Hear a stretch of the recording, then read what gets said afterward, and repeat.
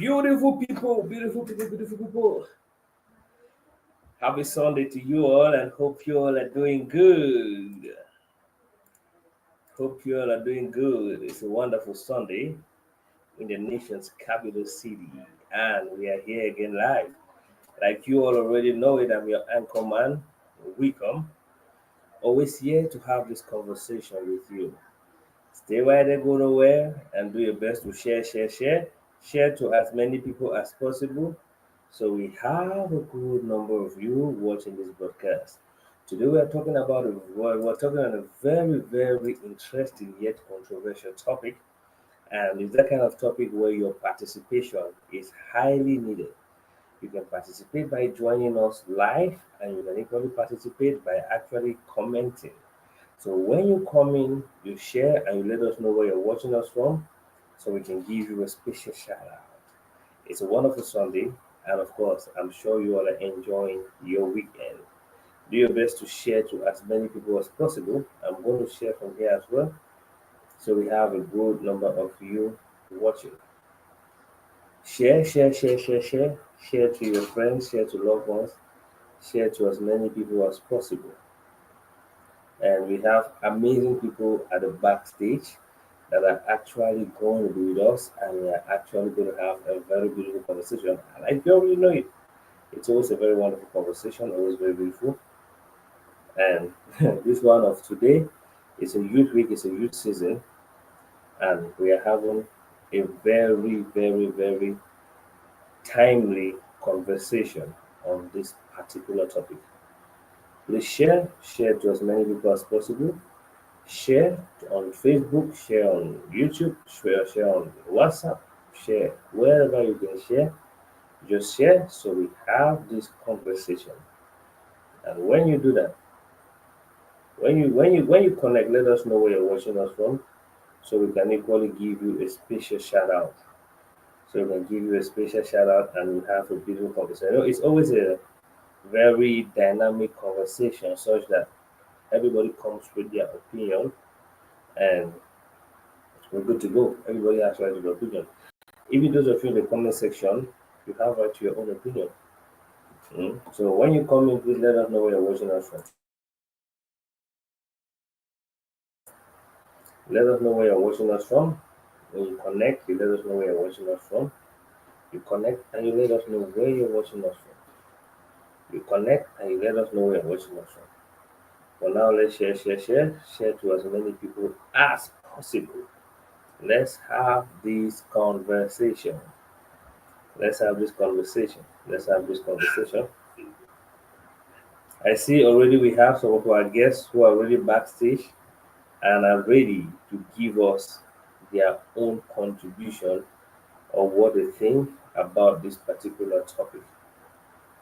Do your best to share to as many people as possible so we can have this conversation. Please, as you connect, you drop a comment. You connect, you drop a comment, and you tell us where you're watching us from so we can give you a shout out.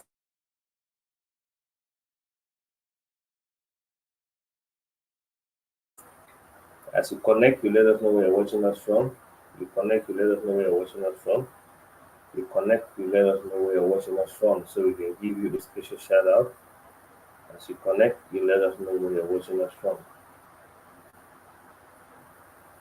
Share. Share to as many people as possible. Share to as many people as possible. Share to as many people as possible. As you connect, just let us know where you're watching us from so we can give you a shout out.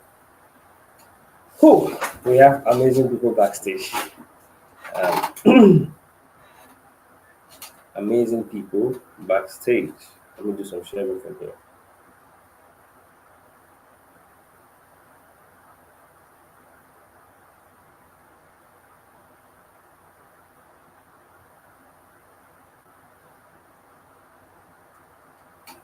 Share. Share to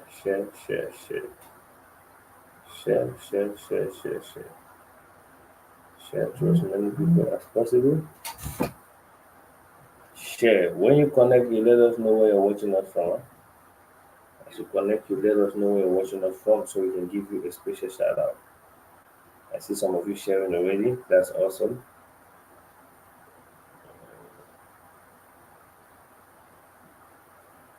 Those of you coming in, you're very much welcome. This is your very, very own Sunday Gangi, where we meet and talk about topics like this. Like you already know. Hmm. Today go hot, eh? Today go dey very hot, and I hope say all man will actually he reserve a comment and the opinion. All man will.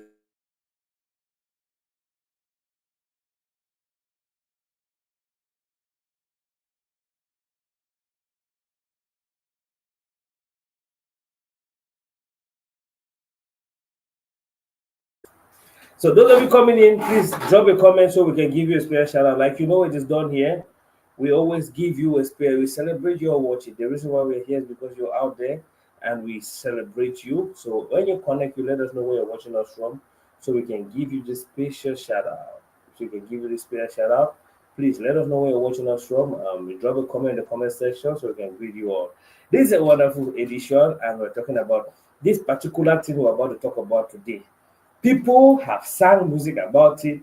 People have acted movies on it. People experience this. There are different experiences to this, but we never have enough of this. Oh, this three-letter word S.E.X. S.E.X. Knacking. We'll be using a lot of knacking today. Knacking. That's what we're talking about today. Youth and knacking. The thing. Okay, Pinky Pretty, I see you. Hope you're doing okay. Sally Sharon, how you doing? Hope you're doing okay. Oh, Pinky Pretty is watching on Bamenda. Oh, hope you all are doing good in Bamenda. Please share. As you connect, you share. Share to as many people as possible. Let's get this going so we can engage in this conversation.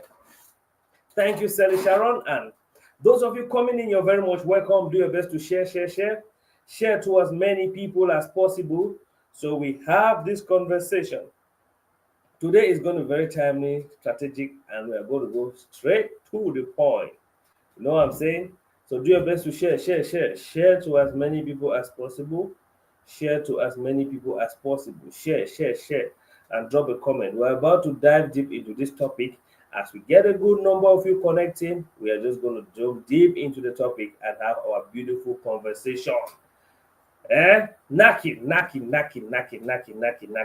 Knocking. S.E.X. The three-letter word that is doing a whole lot of chaos. Knocking, knocking. What's up with this particular activity that is so loud? What's up with this particular activity that makes it so loud? We're going to find out. We're going to find out about that today. But before we go deep in the topic, do your best to share. Please share. Share to as many people as possible so we have a good number of you watching. Please do your best to share. Keep on sharing, guys. Keep on sharing. Let's have a good number of you watching. Keep on sharing. I see our guests are already backstage, and we're going to be bringing them up one after another. We're going to be bringing them up one after another. Please keep on sharing. When you come in, just drop a comment so we can give you a special shout out. You know, we always love to celebrate you, our wonderful viewers, because we are here, because you all are out there. We can't do this without you, and that's why we always take out time to celebrate you and to wish you a very wonderful Sunday. In a bit, we'll be jumping into the topic, but before we do that, just keep on sharing. Keep on sharing. Share to as many people as possible. Share. Yeah, keep on sharing so we have this conversation. We need to have you as many of you as possible so that we can have a very smooth conversation. That's the essence of all what we do. Having conversations and actually looking at it from different angles. Those of you who are coming right now, you're very much welcome. This is your regular Sunday live conversation where we have different conversations on different topics and we actually give our different points of views with the bid of educating and enlightening ourselves and exchanging ideas. So sometimes we us here sharing is actually receiving at the same time. We are sharing and we are actually being educated at the same time. So as you connect, please do your best to share to as many people as possible, and drop us a comment so we know who is watching and where you're watching us from. That way we can give you a special shout out. Please share to as many people as possible. We have just about less than 5 minutes. We are going to dive deep into the topic. So please do your best to share. Do your share. Do your best to share. Do your best to share. Do your best to share. Share to as many people as possible. Let's have this conversation. Let's have this conversation. Let's have this conversation. Youths and Nakademus. I want you all watching right now. Please, guys, I want you all to just drop a definition of what is knacking. In other words, S.E.X. sex. What, according to you, is this three-letter words? Please just drop the. If you got the right response, you just drop it in the comment section, and we're going to start from there. What is S.E.X.? What is S.E.X.? Somebody please help us with definition of S.E.X. Knacking, no? What is knacking? I'm using this coded language so that we don't get flagged on the so we don't get flagged. You see, that's why I'm using S.E.X. or I'm using knacking like that. Yeah. Please, somebody drop the definition of knacking in the comment section. Use and knacking. Somebody please help us define knacking. Help us define knacking.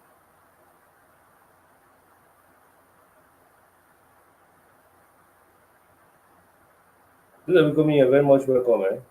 We're about to dive deep in the topic. Let's start with the definition of sex. Of knacking, tuma, binda, it has all kinds of names. Who can define that activity for us? Pinky Pretty, Sally Shamrock, where you guys at?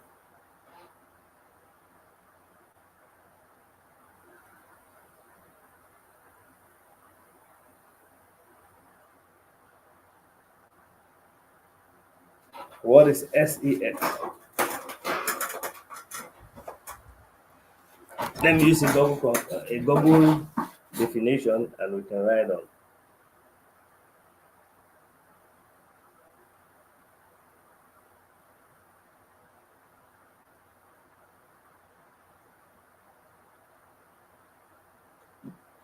Please, those of you coming in, do your best to share. Voila. Share to as many people as possible. Let's have this conversation. What is snacking? What is snacking? Somebody should define this in the comment section. Let me pin it so you can see. What is S.E.X.? What is S.E.X.? The funny thing is, when we're talking about topics like this, you see, many people will be acting as though they don't know or they don't do it. But in the closet is very, very funny. Can somebody help us with the definition of S.E.X.? S.E.X. Let's start from the base. Let's start from the definition. Let's start by defining what we'll be talking about today. All right, I'm just going to go with the definition from here. It says S.E.X. typically refers to the biological characteristics that define. No,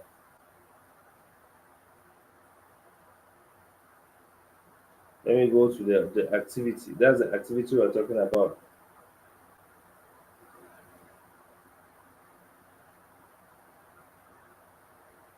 Pinky Pretty, are you there? Those of you who are connecting, we are defining S.E.X. That's it there. What is S.E.X.? That's what we are trying to do. Say it refers to the physical act in which a person's genitalia, in which a person's genitalia are involved in a form of sexual activity, typically with the intention of reproduction or sexual pleasure. In most cases, this involves the insertion of a male's penis into a female's vagina, although there are other forms of sexual activities that can also be considered depending on the context. All right. Okay, beautiful people. We are diving deep in the topic. So if you're coming in, please just drop a comment so we can give you a special shout out and do your best to share. See, in the course of the week, I think that was last week or around I don't know if it's last week or 2 weeks ago, we had a story of a particular young girl. whose name is not known to date, of a certain school in Yaoundé, the nation's capital city of Yaoundé, that was involved in a group knacking with about five or how many boys that is unknown. These children did a video. They did a video and actually fried the girl's beans, and the girl herself was an active participant in the frying process. Happy Sunday, Nisi. Hope you're doing okay. Please, those of you coming in, do your best to share. Share to as many people as possible. The girl herself was an active participant in the whole beansing process. And you could see her doing different positions and doing the thing confidently like a professional. This video make turns on social media and a lot of people have been talking. Waiting to see the reaction of whoever is concerned or whoever is about to in a position to make it take a reaction. We learned this past week, that this said lady, this said girl, this girl child was dismissed from the institution. And after much rampage on internet, we came to later on understand that she was not the only one that was dismissed. The boys were also dismissed. Now, the dismissal. That's what we're talking about. This young girl, she's 16 years of age. And reality has it that she's already involved in an orgy, in a group knacking. The funny part of this of this thing is the age group, how courageous they are to do these things, the courage they mount up to even take up videos. I mean, we are in an internet age that everything needs to be watched keenly. They had the guts to do this, record it, and sent it out. On other videos, I saw some people hailing the girl, the small girl child, and they're calling her La Star, La Star, La Star. Everybody is hyping her. Oh, La Star. And it's seen as some sort of flex. But to some people, it looks so disgusting that a child of that tender age is going to be involved in such a practice and is not even remorseful about that. This makes to have one school of thought that sees her as a victim, another school of thought sees her as a spoiled child. One school of thought feels like the generation of this time is perverse. Another feels and they feel like she's perverse and should be sanctioned. It is just funny that we are talking principally about the girl child because she appears to be the one on the spotlight as far as this is concerned. You see, she appears to be on the spotlight, and it's a very to some people it's very disgusting, and to some they don't see it that way. So we have had rounds of videos on social media. Some are actually insulting her, some are actually congratulating her, some are actually hyping her. But this child has been dismissed. She has been dismissed, which means she has been expelled from the school, together with the others that were propagators of this act. This thing is a very horrible thing to even think of. I remember back in the day, I must say that this is not really a new practice like that. It's something that has been happening. A lot of things that are making rounds on internet like that have been creating a lot of noise on internet. Those things are not really new like that. Those are things that have been reoccurring. It's just that we are currently in an internet age where things like videos and photos can circulate very easily, where we can actually take videos of some very funny things. It's different when you hear about something, and it's different when you see the thing. Sometimes you can just hear about something and it's just yeah, yeah, yeah, yeah. But when you're there actively watching, when you're there watching and participating in the whole process, it has a different feeling. It has a different reaction. Now, I'll start by saying one of the things which we really need to actually take into consideration is what could actually have influenced a girl of this tender age to actually be knacking six men or boys. Let me not call them men because they are also teens, they are children. How can a girl of this tender age be knacking six boys?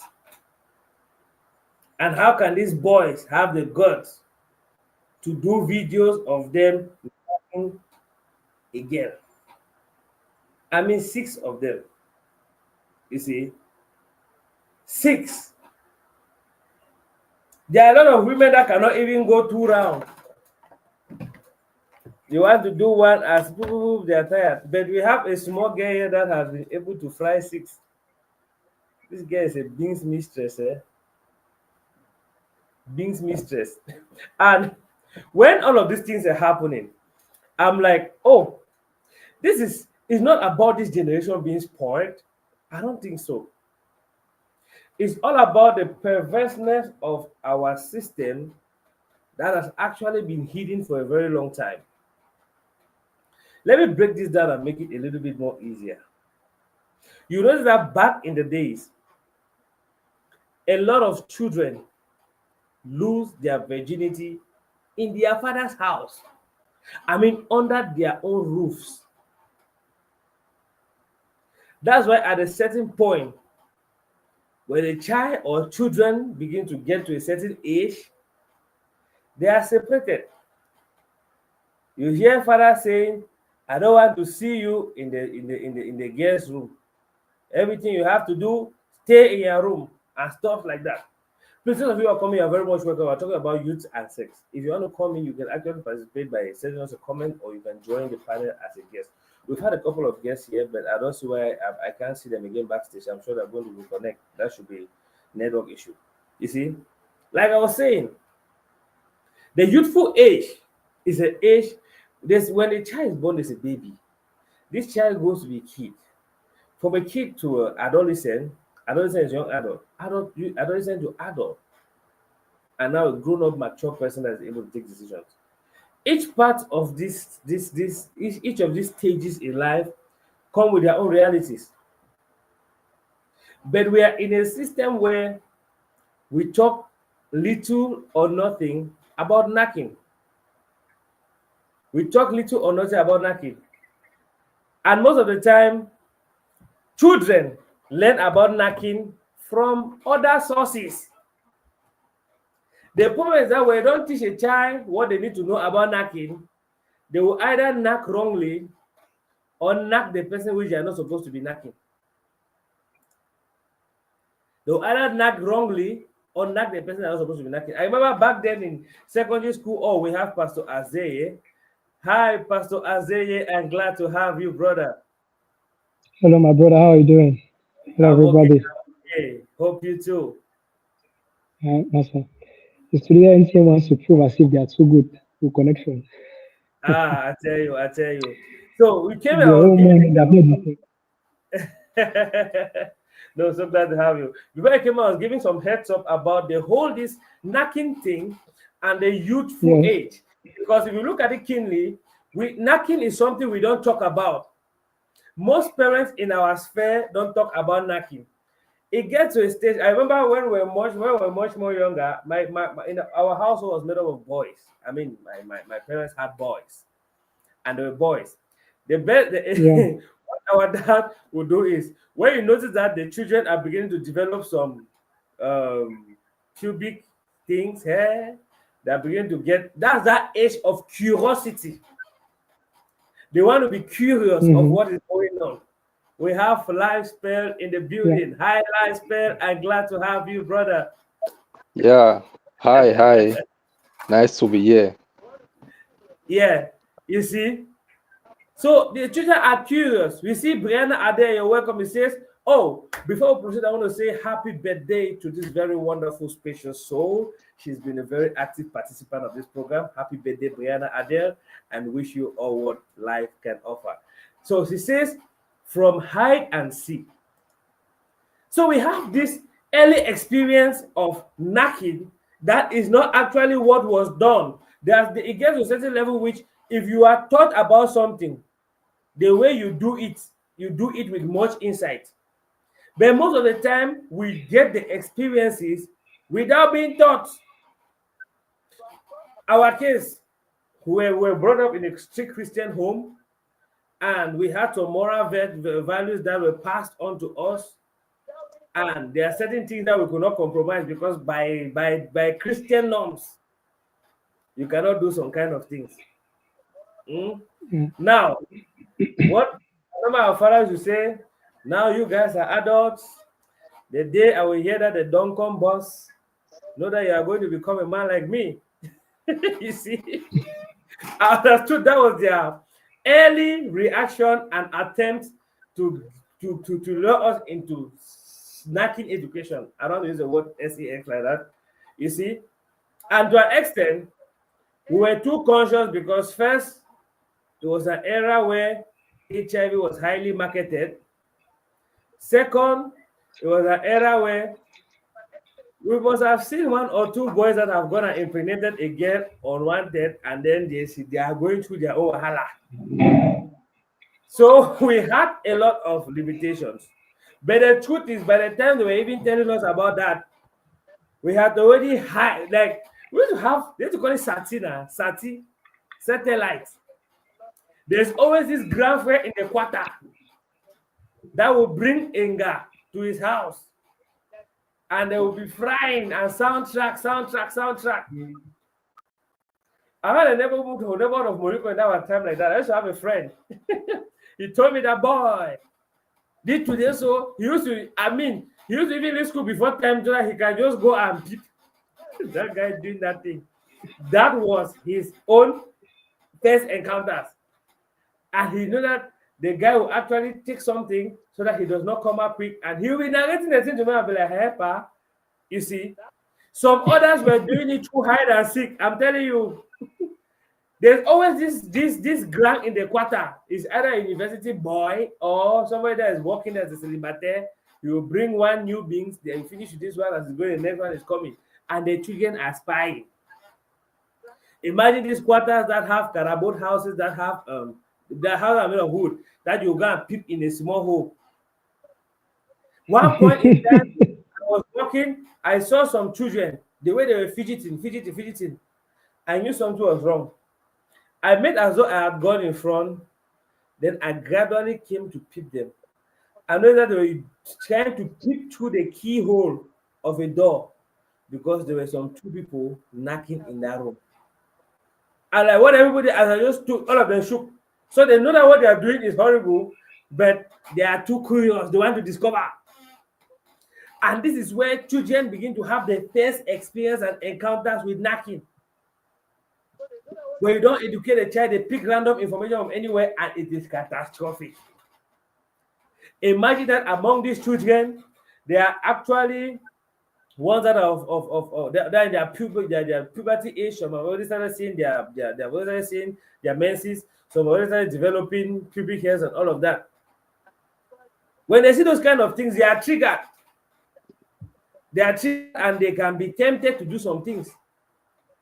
From primary school, we used to go and report people that we have seen these people behind the toilet. Because in primary school, you will see there are those backbenchers, those big people, those big boys. When a girl is going to ease herself, one of those backbenchers, they just go and start doing that thing. And as dumb as they are not too conscious to hide anything. They get caught. That is the experiences they have. So this girl in question could have probably been a result of the rampant, random, careless, knacking education that is out there. And sometimes she must have tasted it and finally liked the thing to the extent that she's so proud to do it. I watched a video that said last time and she was just like, she was very proud of the fact. I'm like, huh? Seriously? You get the point. This is because we have not been able to actually draw a line. They were talking about there's morality at stake here. There's dignity, a lot of things at stake. You look at those children, they are not even putting on anything like protection, like condom. They're not putting on any, like, I'm not sure.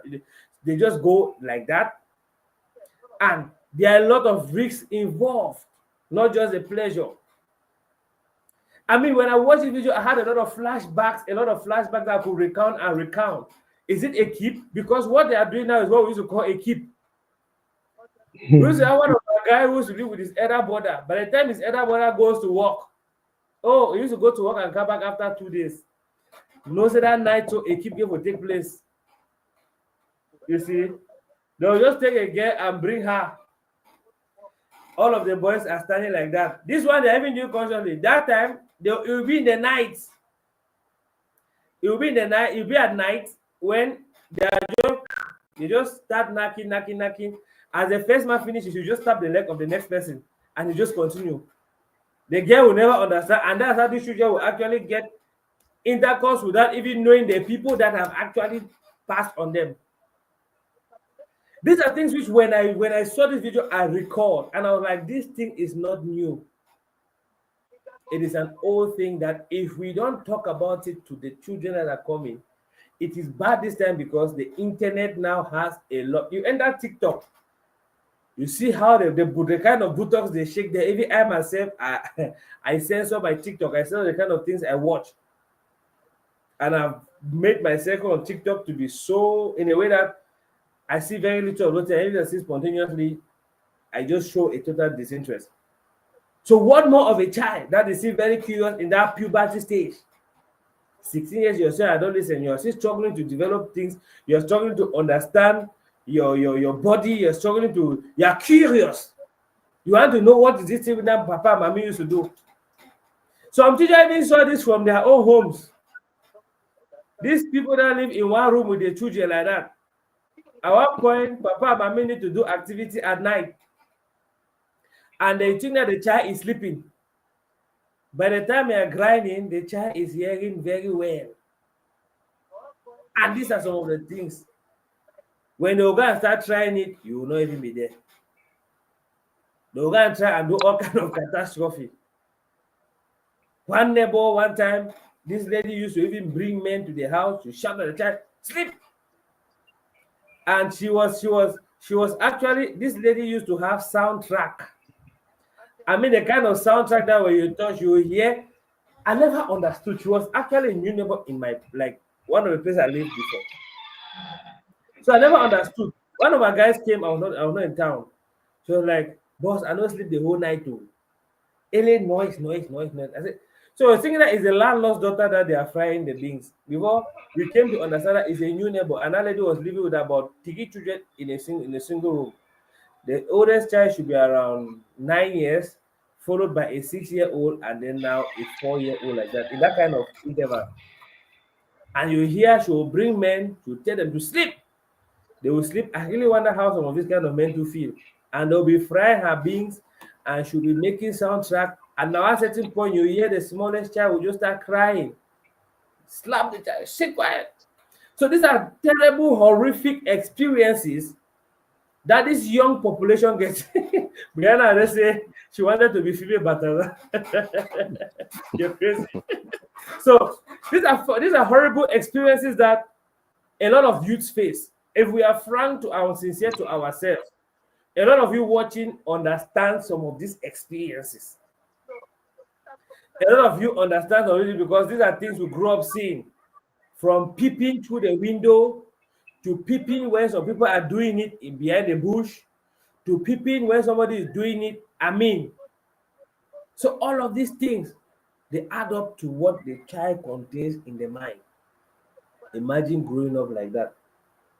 So I've been talking for some time. I want Pastor Isaiah, I want to find out from you. Do you think knacking education is an essential thing that should be implemented in every home? What are your thoughts on this? All right. Thank you very much. All right. Do I think that it's important to teach or to educate kids on knacking? First of all, before going to directly into the question, I would say this: every person develops in different ways, and that is based on their psychology. It's also true that I'll not be categoric about it, but it's like telling me you want to. It depends on the age, first of all, because you cannot give to a baby what is meant for a grown up. You cannot give a baby bone to eat, of which he has no teeth. So educating children about knacking is not something I'll encourage until the person has grown to a certain age. You know, one area where we fail as parents is the ability to bring our children to trust us. If we can bring our children to the level where they can trust us, whatever we tell them, they will obey by it. When I was growing, I didn't have the opportunity to experience such thing or to do it. The first time I ever had the opportunity to see a woman is when I got married, my brother. I cannot lie to you. I was not growing in a Christian home. No, my father was not Christian when I was growing. My mom was not Christian. It's along the line they became Christian. I was already big. So the first time when I gave my life to Christ, what will shock you? I gave my life to Christ when I was about, I think, 16 years old or 17. So that's when I gave my life to Christ. But before then, I had never had anything to do with any girl. Why? Because the way my parents trained me, I was scared. I mean, Yeah. I don't want to hear, no, my father never sat me down and told me that, oh, this happened. If you go out and sleep with a girl, this can happen. No. But just that my father brought me up in a way where I knew that going close to a girl was wrong. You Mm-hmm. understand? So I did not have the privilege to sit with my father or my mother to teach me about this. Why? Mm-hmm. Because I was trained in a way which configured my brain to understand that what my father or my mother tells me is final and standard. Mm-hmm. Understand? So with that configuration in my brain, I didn't need to have such an education Mm-hmm. because the truth be told, you cannot teach the act. Yeah. It's until you find yourself in the place that you discover it. Go and watch whatever you want to watch. Once you have not done it, you will not know That is true. it. When I got married, that's when I knew it. That's when I knew it. So it's not about wanting to teach the child about it or not. It's Mm-hmm. teaching the child the principles of life. It's like learning to drive, my brother. I'll not lie to you. When they were teaching you to drive, Yeah. they will tell you what to do by the code of the road will tell you what to do. Will not tell you what not to do. Yeah. But Yeah. because you already know what to do, you implicitly know what not to do. Yeah. Actually. So that's Yeah. how this how we were grown. This is how I was being educated. This is Yeah. what you should do. This is what you should do. This is what you should do. This is what you should do. My father never told me that don't do this, don't do, don't do this. I already understood that by doing this, I should not do the opposite. And there's Mm. one, and there's one thing is that there's a lot of laxity in parenting nowadays. There's a Yeah. lot of laxity in parenting nowadays to the point where parents don't even have the time to look at their kids. Most Yeah. homes now give the responsibilities of kids to nannies, of which a nanny, and you have to see most homes, nannies are children themselves. So you Yes. cannot expect a child to train up a child. The Bible even says you teach up a child in the way he should go, so that after many years he shall not depart from it. So Mm-hmm. a lot of parents have neglected their responsibility of teaching their children in the way they should go. That is why they have left outsiders who are mature than them to teach them. It is not like in those days where your neighbor will be a second parent. No. Yes. Nowadays, every neighbor is meant for his own child. And if you're going astray, instead of correcting you, they will remove their phones and they say, oh, this man's child has done this, man's child has done this. Listen, we need to come back to the point where national education is not even necessary in the Yeah. upbringing of a child until the time where the child has to face that particular late stage of his life. So what you're This telling is what us it is is. which there there's nothing that should be done in parenting, like telling the child about knacking, education, whatever. Exactly. What your child needs to know is about puberty. Tell your daughter that by this time you'll be bleeding, this is how you should do. Tell your Yeah. son that by this time you'll be having beard, this is how you should behave. That is what will groom him to better understand how to fit in society. But if Yeah. you go about seeing a child, I bet you if you see a child and tell him that this thing nothing is not good, that child want to instead go and do it. There's a study which says this that Mhm. when you tell someone not to do something, that's when he wants to try it. Yeah. I mean, with Because children, especially. exactly because the study says that the mind does not know how to accept negation. It does not know how to accept negation. It knows how to accept affirmations. And the Yeah. person was like saying, instead of telling your child, don't climb on the table, tell Mhm. your child it is better to sit on the chair. Yeah. I get the And point. we, and to be sincere, I'll not lie to you, there are some things that we have let our children do because we knew that they'll learn from it. Yeah. like like touching fire. I cannot lie to you that when I was growing, they'll somebody would turn on my elder brother or elder sister, I think it was my elder brother, would turn on the light and place in front of me. I want to touch the flame. When I touch the flame, my brother, I never want to touch flame again. I never want to touch flame That's again. Why? learning Because by they have been experience. telling me exactly. They've been telling me that don't touch flame, don't touch flame, don't touch flame. I didn't want to hear. And when I touched it, I understood that it's not good to be touched. Now, that's why I came to understand what that study was saying. Teach a child what he should do, and he would do what he should do. But once you begin to bring an information, it was like telling me, it was like saying that, okay, two, try not to think about two. It's Mm-hmm. impossible.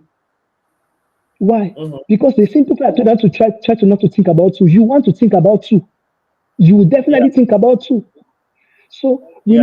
need to guide our children. Parenting is about guiding. Mm-hmm. It's not about shouting or whatever. It's about guiding. And in that guide, in guiding your child, you need to instill the image of who you are to your child. Once your Yeah. child can see you like a hero, there's no villain outside there that will tell him things he'll believe. He'll always remember that my father is a hero. That's why you see every child will know his father is the strongest man outside. But the Yeah. day the child will see they beat the father outside, bet you he will no more listen to the father anymore because you know the father was beaten outside. So let's keep that image of us in our children to the point where they will believe only what we tell them and Yeah. they'll stay away from what the world can tell them.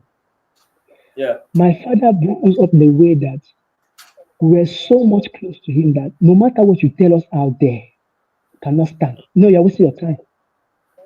Mm-hmm. You're wasting your time. I So get. if by mistake your child finds himself in that kind of environment, yes, groom him to know what is right, to know what is wrong. You can tell him about it because he has already found himself in that environment. But there is no need to pour spirit on a leg which has no wound. Okay. Wow. Thank you so much. No need to pour spirit on where there's no wound. All right, lifespan. Yes, Glad to have you here. So glad to have you. I want to Same find out here. from you what do you have to say about these early encounters with Africa, with youths, with children and youth and young adults, in fact, young people, and knacking. Today we are having a video that has circulated all over social media of a small teenage girl, 16 years of age, that has been having rounds of knacking with, I don't know, some say five, some say six, some say eight.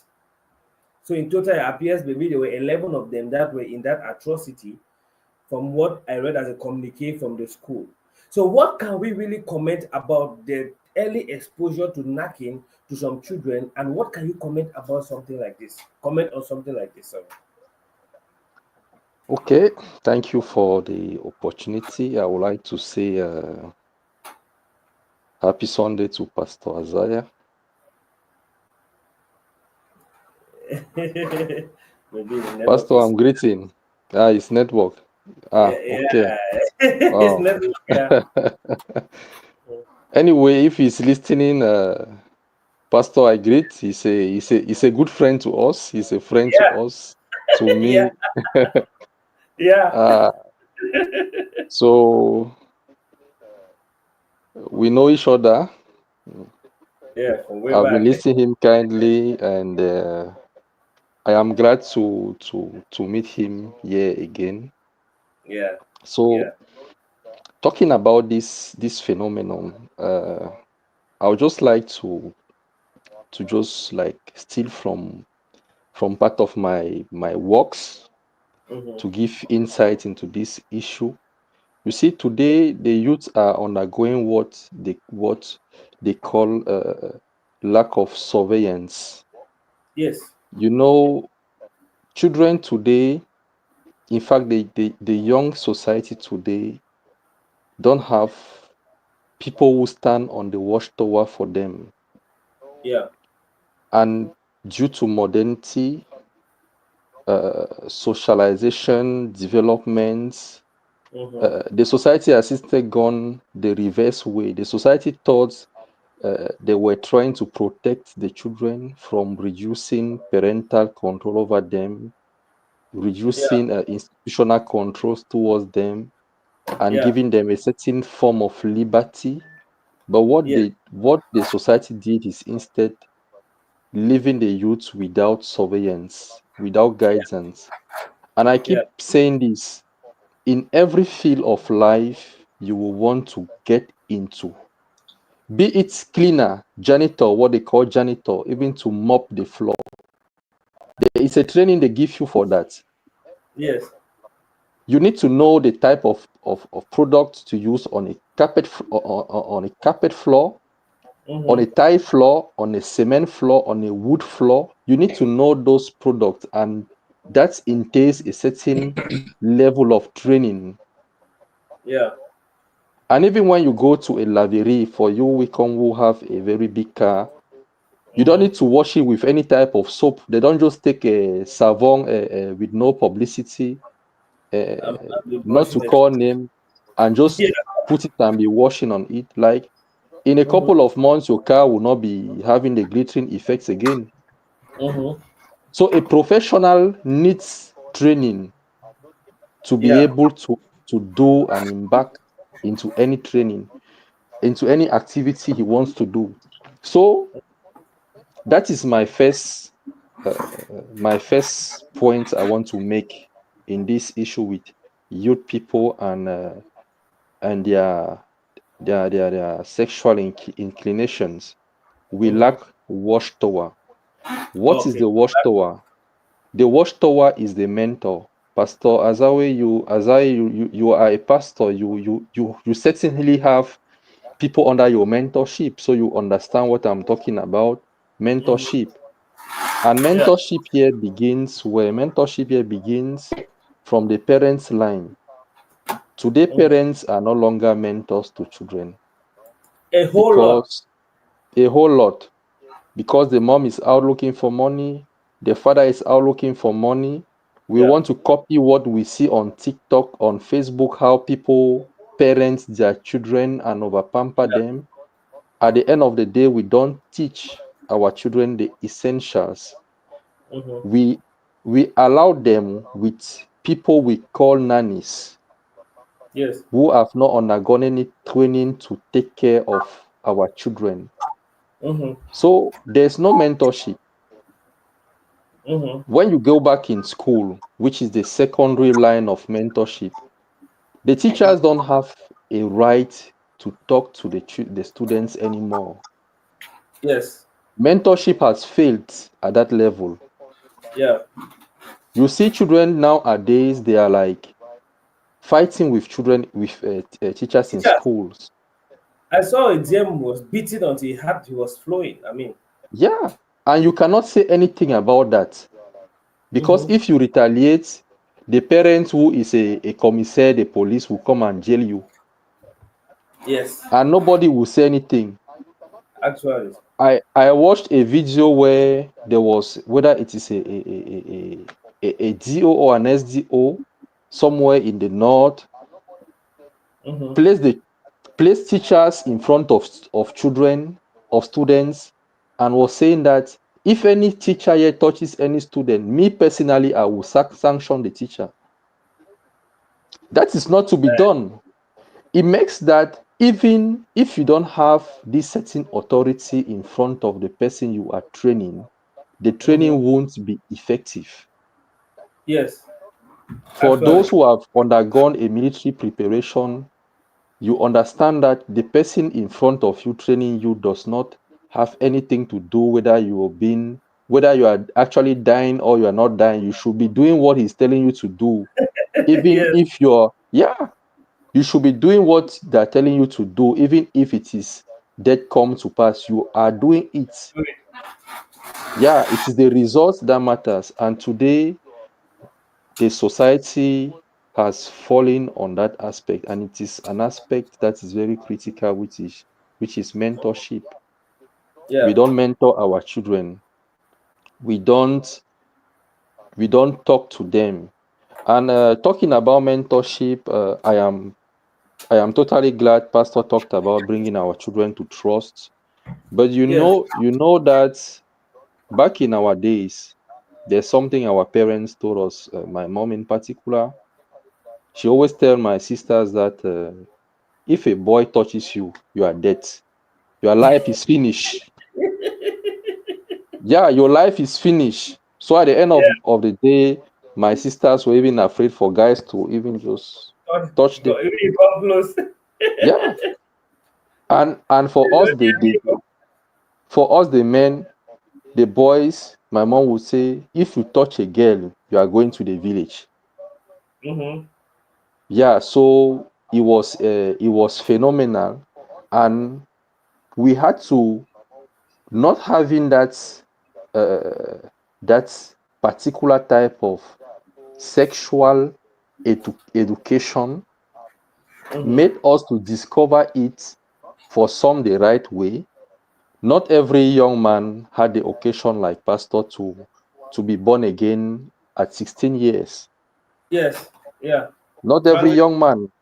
So for some of us, we discovered it the way we had to discover it, working with groups of friends, uh, working, following other people, and all the rest. So Mm-hmm. everybody has his particular experience on the way he learns about this sexual education. But today it is becoming more detrimental because we don't have mentorship.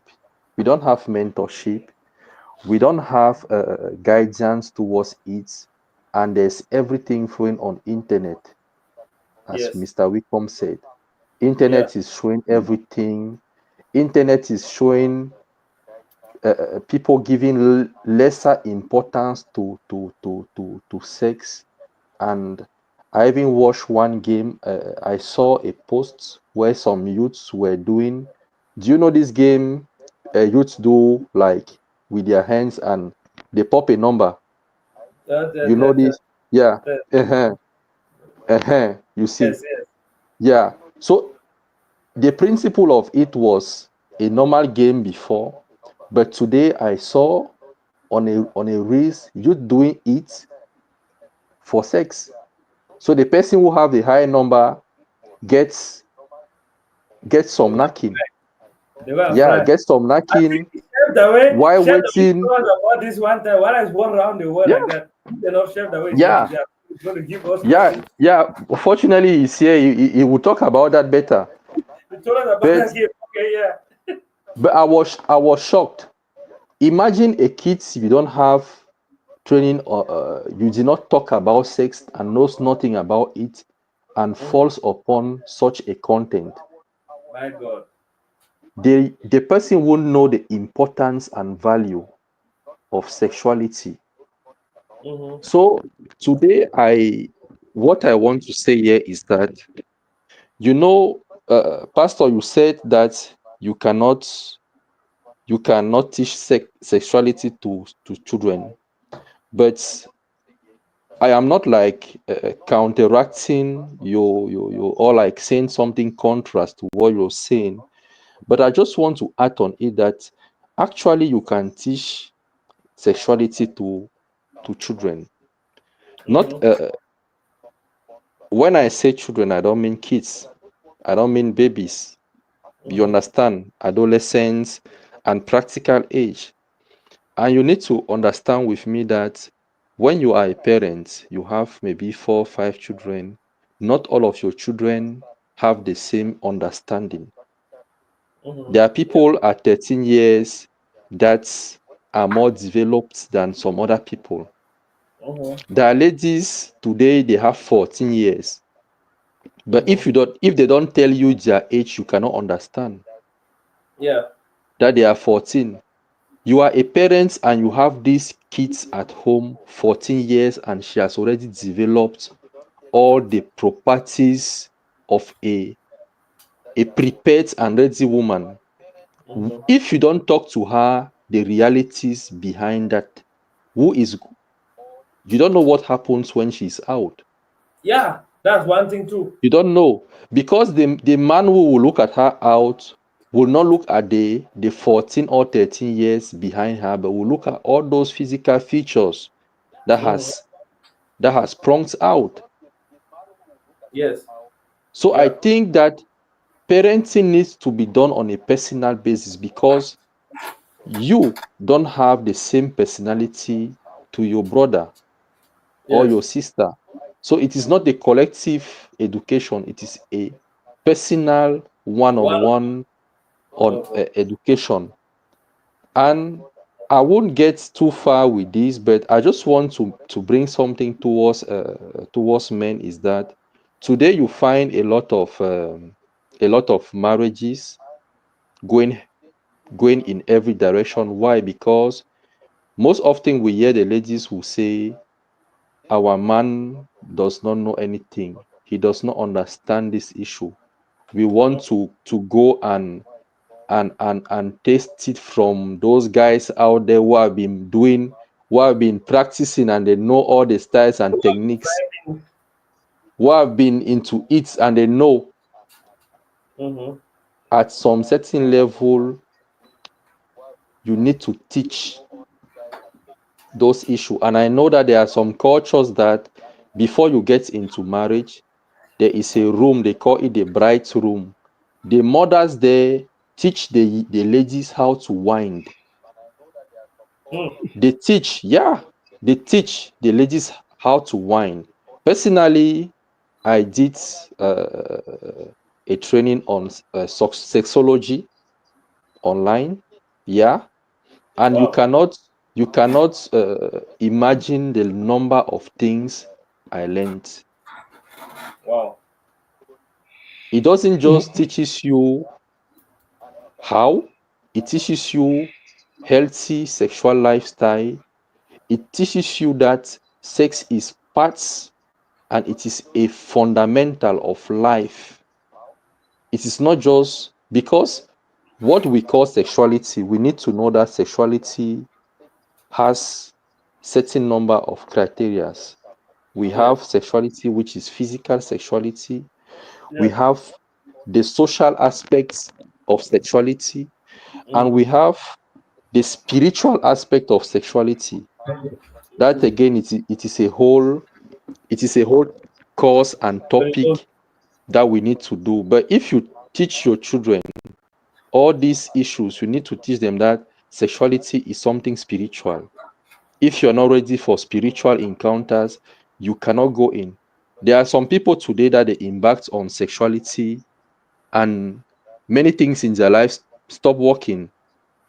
Pastor, I bet with you that maybe sometimes you have delivered people who got possessed through sexual intercourses. You have had people you prayed for because they met and they went intimate with people that came to to to to download energy from them. And one of those access is through sexuality.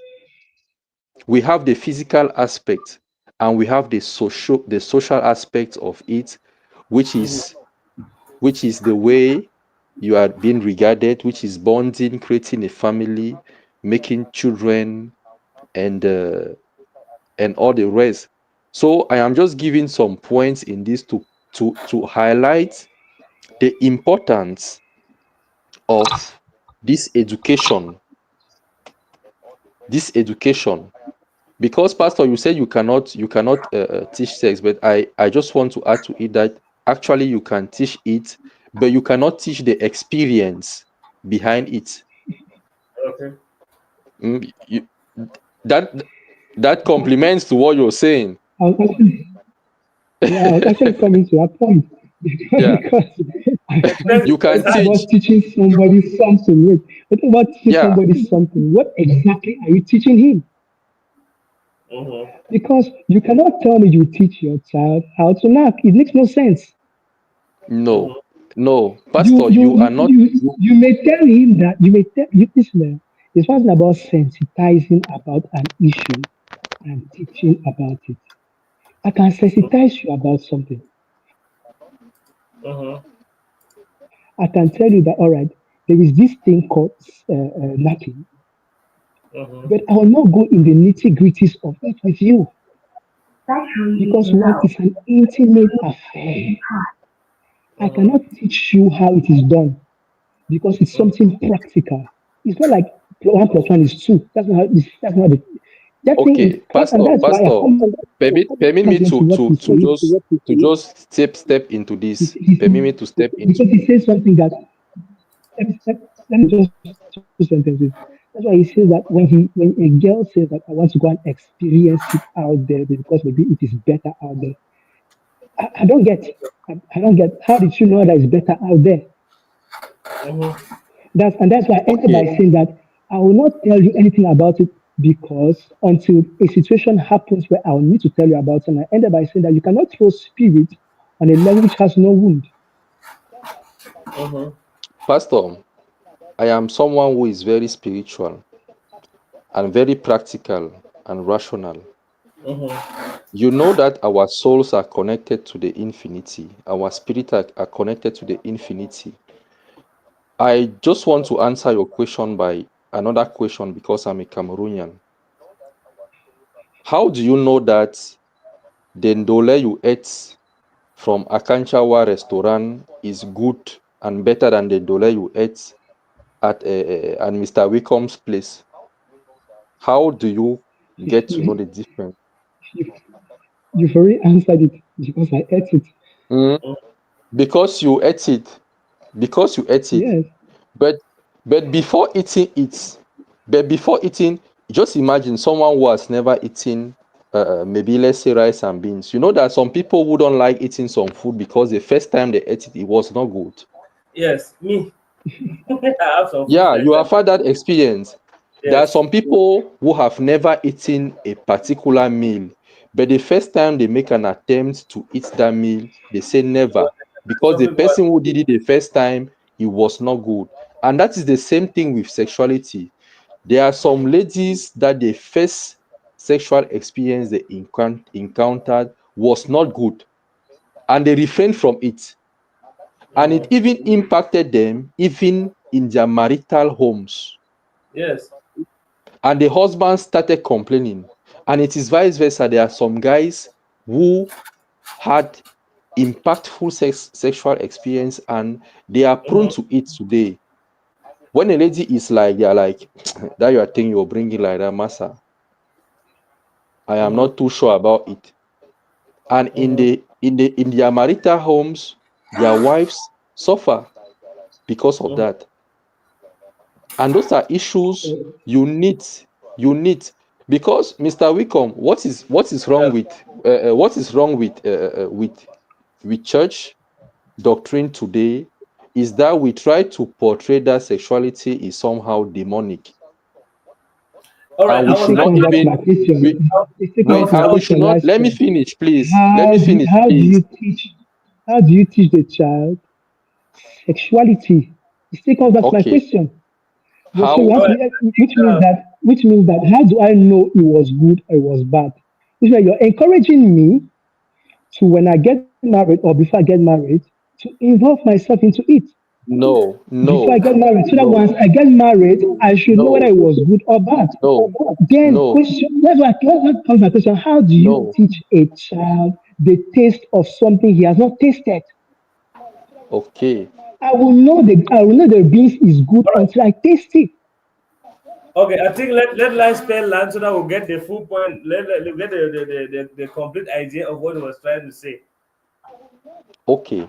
Do you know before you fly a plane or before you pilot a ship, you undergo some certain classes they call ground classes for people who are listening Mm-hmm. who are into aviation domain.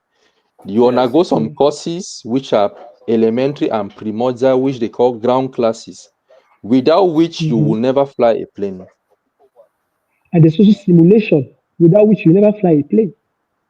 Without And which you will simulation, I never know, is a fly a practice. And simulation is not a practice. Let me bring you into this culture, mainly in the Asian society. There are some tribes there where before you go, your lady goes into marriage. The young lady goes into marriage. They take her into this bridal room for like 1 month, where she is being prepared by the woman, the aged woman there, and those women they will teach her all those positions that today they have documented it into what they call Kama Sutra. Mm-hmm. That is sexual education. They will teach her those positions and they will teach her how to wind her waist. They will teach her the positions she can do to her husband. They will teach her how to calm down her husband when the husband is angry through sexuality. And sexuality does not end up only through penetration. Those are educations that today young people don't know because they think that sexuality is only penetration. No, there are a lot of things they will teach the lady. They will teach the lady some some styles. And today, Mr. Wickham, you are a man. You have friends who have certainly told you that, Massa, I went out like that. What that Simodo say showed me now. The one I have never experienced it. Why? See, I Because she have. had had a certain knowledge. Mm-hmm. You cannot produce what you have never seen. Mm-hmm. And today even men in their marital homes, there are some women who complain. They say the Mm-hmm. only thing the husband does to them is only the Missionary. missionary, the missionary, the missionary. And there are even some people who are too spiritual, some men who are too spiritual, they will say, no, those other styles are from the devil. Sorry. Who said the devil created sex? No, I know somebody that that thing. There, I know the like. I know somebody that has done this thing. You understand?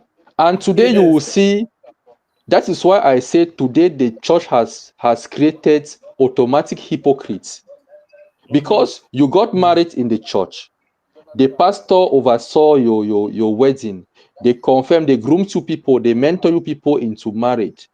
But because you people were married by you got married by the church, when you are back home, the lady is not satisfied because her soul longs for something that you are not Why? That giving she does not her, know. That she does not even know though about.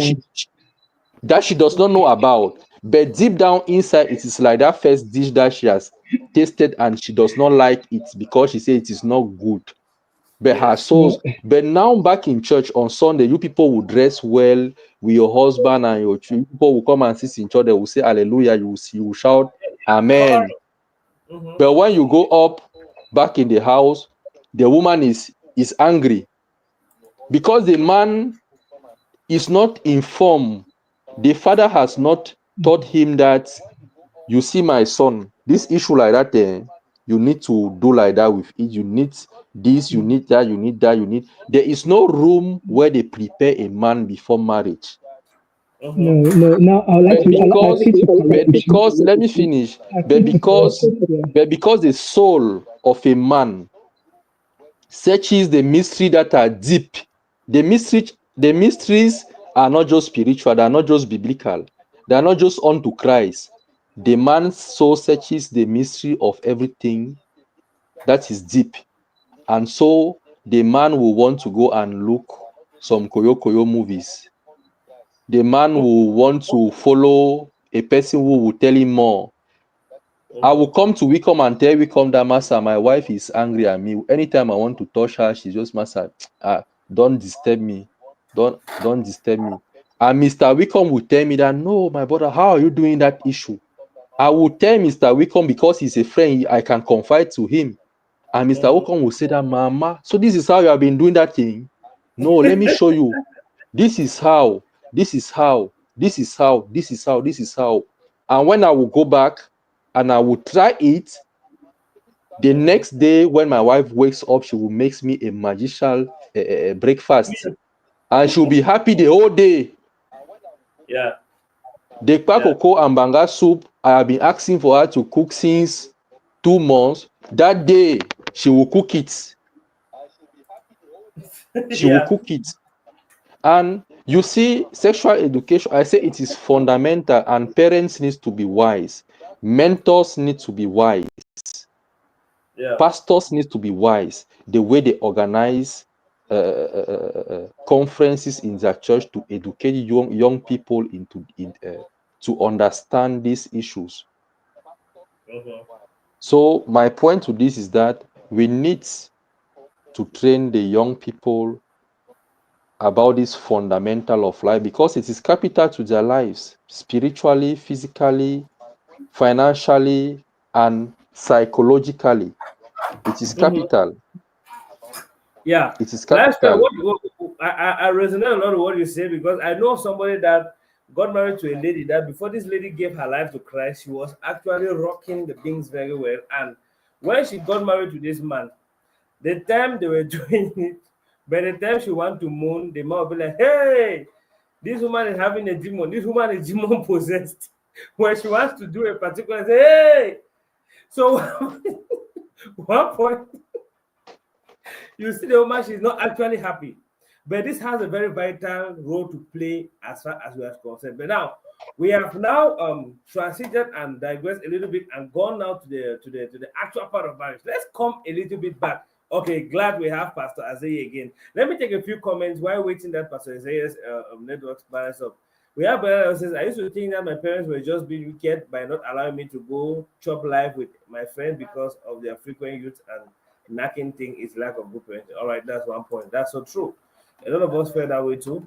There is nothing like lack of parenting in this for in this for it is said that you don't born picking, not you have. You might think you are bringing up a child well, not knowing that he is learning his own things outside or even in school. Yes, this is the truth. I believe that I want to react to this comment a bit. I believe that a child's upbringing, the parents have a vital role to play, but at a certain point, the parents might not actually be 100% present in the child's life because we are living now in a society where the father is working and the mother is working. Most of the time, it's the nanny that is taking care of this child. And let me just shock us all that a lot of these children, especially boy children, if we are frank and sincere here, you will notice that boy children they have their first encounters from molestation. They will leave you with some big auntie, the grandson go press pikin, press pikin. Take hand, chook and go place them. Take hand, chook and go place them. You see, one guy was telling me he had one grandson and he grew up like that. That grandson used to press him and press him, and they finally started knocking. And they grew up when the guy was actually out of university. That grandson used to say, "Calm down, they should fry it." You see, so a lot of guys have this first encounter. These things happen without the parents' consent. All right, a few case story. There was a time like during, in secondary school. I was a very active youth, a very active kid. So the funny thing is, in our school, I break bounds sometimes, and I had to face the disciplinary council 2 times where I was supposed to bring my parents, but I never brought them. And if they ever tell anybody in our house that I had faced this committee today, 2 times with suspension, they don't know.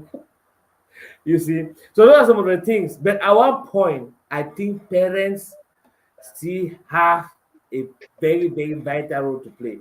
I want to say big shout out to Kingdom Updates, Joa, Yvette, All of you are coming. You're very much welcome. We're talking about knacking the youth and knacking. This is a very strategic topic. We are using a case study of this particular thing because we're going to come back to this case study. Like now, I'll get the reaction from Pastor Zay. I'm going to have this. He says, "You are right. Parents are too shy to prepare their children when it comes to knacking before and after marriage, which affects their children, which affects their marriages." Okay. Now, Pastor Zay, before we went out, last person said was talking about something related to church and knacking education. I felt you had something to say about it before the connection cut you off. Maybe you could share with us. Yeah. All right. So I was trying to say something. I was saying that one thing that people fail to understand is this: they feel the church does not educate children or people that they are Christians on sexual activities, which is completely wrong. Because I think in every church there's what they call a marriage committee where there are mothers who educate you on marriage, on Mhm. sexuality, who educate you on how to take care of your husband and everything that entails how to speak to your husband. There's a marriage committee where they educate people on marriage. Oh, it's network. It's not. It's network. It's not. You lost it. Network, Department for network. that. But now this is the reason why people think that the church does not teach them because people who get married in the church don't go to meet their pastors and don't go to meet their leaders to inform them. Realize they go until they are dating behind and then they come and say, "Oh, pastor wants to get married," or they just go and look for a priest that will bless them, or they go and do just call their leaders. There's no other route that it takes to get married in church. In church, you register your marriage. During that period, you have coaching before you get married, maybe 1 month before you get married, you go to the the the the marriage committee where there are mothers and fathers who teach you about marriage, how to handle your marital life, how to handle your sexuality, and how to make sure that your spouse or your husband is in good hands in general. But Mhm. many people don't know this because they don't go through the right route. Now, my take on this was I will not go and teach my 18-year-old kid how to take care of your husband in bed. It makes no sense. I Mhm. will teach. I can coach you maybe 1 month to your marriage, 2 months to your marriage. As okay, as you're getting married, because at that time you are ready. Don't teach a child what he's not ready to receive. At Now, that time you're ready to accept that burden. And there's one funny video that usually goes about where a man will say, in fact, one boy come and tell his father, "Father, dad wants to get married." He say, "Say you're sorry." And they say, "Why should I say I'm sorry?" He say, "Just say you're sorry." And he'll repeat until the child say you're sorry, and then he say, "Now you're ready to get married."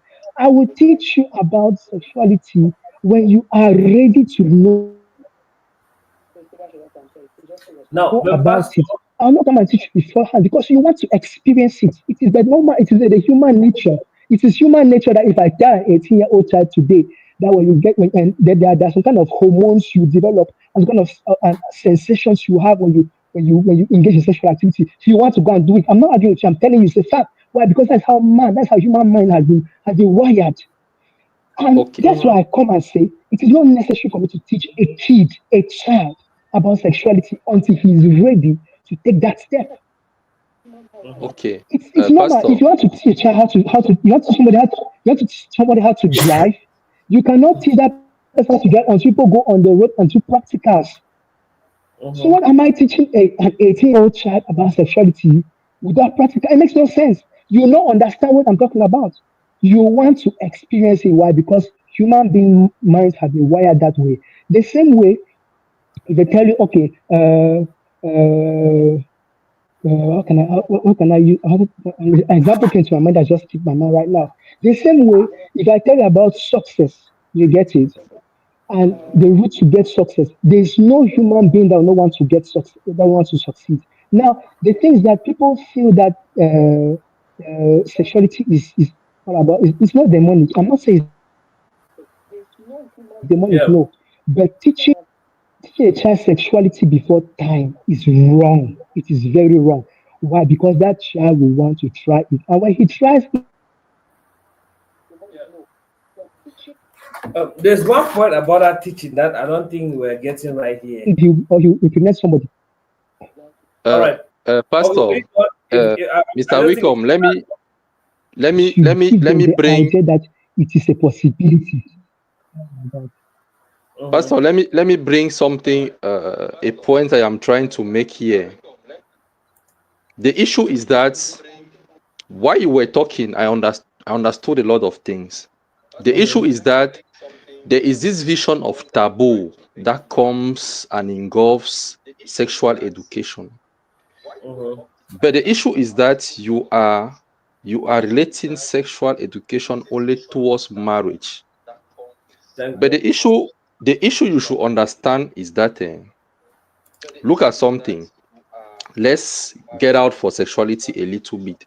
There's one activity they organize in Yaoundé, which is done by the Cameroonian firefighters force, what they call sapeur pompier.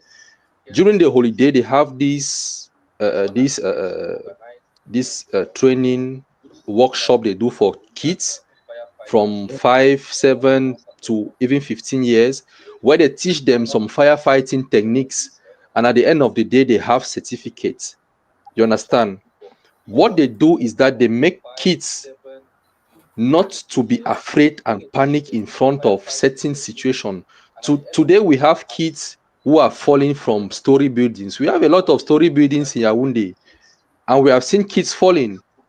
Those activities are to prepare them not and how to manage that, to prepare them to manage dangerous encounters or dangerous spaces, Mm-hmm. that are preparing them how to behave when a fire outbreaks. Imagine you are not at home and the gas suddenly sparks out, or you left a pot on the fire and the fire outraged, and the Mm-hmm. only person in the house is your 8-year-old daughter who did not attend a firefighting holiday workshop. Instead, you send her to her uncle's house where she was watching manga and TG the whole day. You will certainly return and meet your house on fire. Ashes. But if your daughter had successfully undergone that training, she will exactly know what to do. Even if she does not does it effectively, she will do it What my point without is this, fear, is and she this. will certainly save You your cannot you house. cannot you cannot use that a life threatening situation to compare to a non-life threatening situation. We have to do Sexuality today analogy. is life threatening. We have to Pastor, do permit me, let we me have to do finish. analogy. We have to do Permit me, let analogy me to finish, look for Pastor. similar cases that can lead to it. Because sexual, listen, when you talk about firefighting, I can use firefighting and try to compare it with first aids. Why? Because those are life-threatening situations, and I believe that every child, even from the Pastor, age of 3, Pastor, should know life-threatening situations and Pastor, how to Let handle me them. Pastor, But when you're telling me to teach a child of 7 years, 8 years, 12 years sexuality, my brother, I cannot agree to that. All right, that's his Pastor, opinion and it's very okay. permit, And now permit me, let's listen to Lion I Spell. cannot agree to that. I'm permit, sorry. permit There's me nothing you say that can make me to. agree to that. There's no Okay, problem. There are many people listening to us, and I want it's to very okay. pinpoint these issues to them. Now, I let me. want, I want us to I'm not talking for understand. everybody. I'm talking for myself. Yeah, for I'm talking for yourself. myself. Yeah, but you need to understand All that right. sexuality is fire. If you don't Mm-hmm. know, sexuality is what governs the world today. Mm-hmm. There are people who get their ways into some positions in the government and in high rank places because of sexuality. Yeah, that's hundred If you don't percent. know that, there are some men who have had Almost some everything in life. important positions in the world today because those women, their wives went to do those things for their husband to have places. Mm-hmm. And there are some presidencies that have fallen because of sexuality. So you Mm-hmm. cannot say, you cannot compare sexuality to fire. And Mm-hmm. there are even some musicians Okay, which who is have All right. that sang le which means feu, that there can who be a have situation related where sexuality to my fire. child can have sexual intercourse to save my life, All as right. far as Okay. it is. I think we are You see, I should digressing. encourage my child. Mr. I should encourage Wickham, my child to go to have sexual intercourse because it's no, going to be a no, life-saving no, situation. No, Pastor, no. Pastor, permit me to speak, please. All right, right on. Permit me to speak. I said, I said something. I said something. Uh, I said something here. Mm-hmm. Sexuality has a lot of aspects. Sexuality begins from when you come into this world to till when you will leave this world.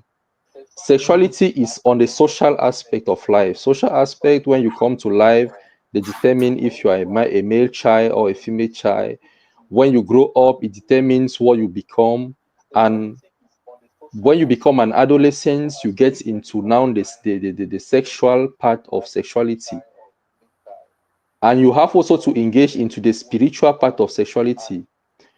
Today, Mr. Wickham, to make this point clear, when you began this program, you talked about a young lady that I've been calling La Star, Yeah. and she has been the attitude she has been given had made people think she's boasting. No, she's not boasting. She's just Mm-hmm. trying to develop a certain defense Defensive. attitude, not to break. It is a defense mechanism she's developing, not to break, and she just wants to get away from that place as quick as she can get. So she adopts a defense mechanism to protect herself from cracking. But I think that today we need instead to counsel that young lady for her not to get into the wrong way. How old All was right. she? She was 16 years. Mm-hmm. At 16 years, you don't talk to your daughter about the impact and importance of sexuality. That is what the young guys will drive her into out there when you are not around. If you Mm-hmm. have your daughter, I am not saying that you should train her sexuality for married people, but you tell them that you see this issue of sexuality. There are witch people out there, there are wizards, there are witchcraft, there are spiritualists. When you encounter sexuality, it is like you're connecting a port, an internet port on your computer, and you are distributing your IP address to a world wide web, to a network, to a spiritual network. And anytime and every time you have intercourse with somebody, you have connected your There's a destiny connection. to that person. Mm-hmm. When you start teaching your children those spiritual realities governing sexuality, they will become conscious of the way they involve and talk about sexuality out there. Mm-hmm. When you talk about your children, the value a woman have before sexuality, they will understand the way they bring down their pants out there. Mm-hmm. There is this thing we always say about a man and his wife entering into a room. Mm-hmm. They will enter a room where there are ladies with whom the man has had any intimacy with. What will Mm-hmm. happen? They will be saying this man is a strong man, master. This man I was with him, he's a strong man. And Mm-hmm. you, the wife, will be like, everybody is respecting my husband. I am the one who is having him. So all of you people stay there. But imagine the same situation with a entering Woman. a room with your wife, and all the men who are there, 80% of them are saying, "Your baby be sweet, eh? Your baby was." Imagine, you need to illustrate these situations before your children, especially your girl children. You need, and even your male children, because to us men, sexuality is too spiritual. There are men who have missed their destinies in life because they did not tell them that if you go into sexuality, there are young people, especially in BGS, Mr. Wickham. You Yeah. remember there was a time where there was a group of ladies who confessed to have been initiated in the marine kingdom, Yeah. and they were I doing some funny things. remember very They well. were doing some funny things. Imagine Yeah. you get involved with a young lady in the secondary school that is exchanging your star, your potential through sexuality. and you, the parents, you fail to give this education to your boy child and allow him out there without this knowledge, your boy child will obviously engage into sexuality and might fall into the hands of these ladies who have been initiated.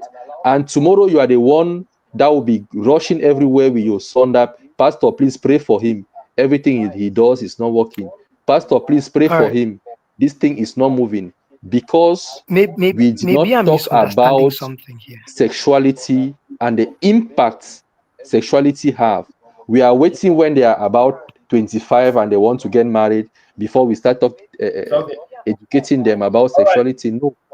Okay, that's a very brief analysis. That's a very superb one. Now, Pastor Zay, please, we could hear what you wanted to say now because we should try to make it not to be rowdy. We're talking about we're talking at one point, so we can hear what you have to say very well. One thing which we need to understand is we must not agree to everybody's points. The essence here is everybody being able to share a meaningful idea because remember we have different schools of thought and different categories of people watching with different mindsets. You see, so we can always spin our mindset in a very cool manner such that we have the essence of what we are trying to say. All right, Pastor Azoye, we are listening to hear from you now.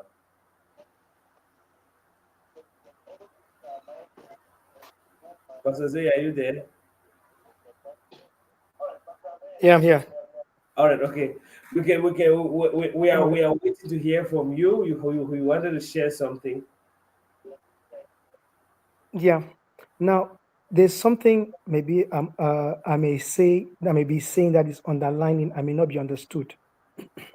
Mm-hmm. When I when we talk about sexuality, teaching a child on sexuality and everything, please don't undermine the fact that I'm saying, don't insinuate I'm saying that warning the child about the ills of sexuality is wrong. Definitely, I'll tell my child that there are relationships, there are situations, or there are things that you do that are not worth doing at a particular age.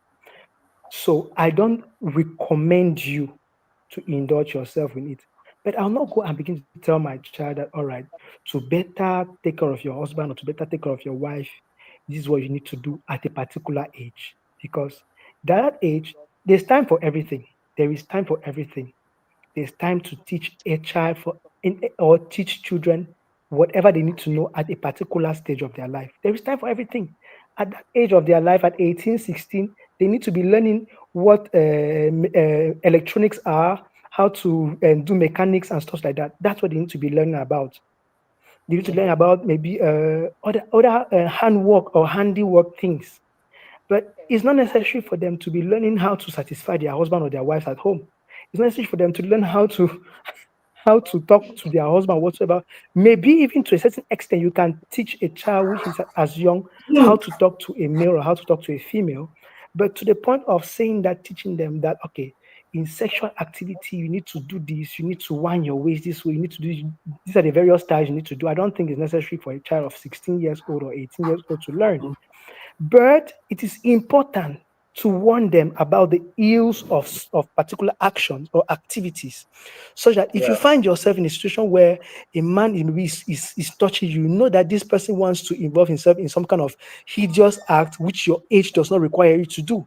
If not, behold, Sir Wickham, you will find people knowing a skill. I want to use the term skill in this matter, No, go knowing ahead. a skill which is not necessary for their age. And behold, sir, I'm telling you, human life is like this. When you know a skill, you want to practice it, especially when you just got to know it now, now, now. There's this joy of knowing it now, now, now. You understand? So that's the thin line I would like to separate when I'm training my child about morality. And I would like to even bring it to the point of morality that at your age, you don't need to know what it means to to to to to to be good in bed. No, it's not necessary.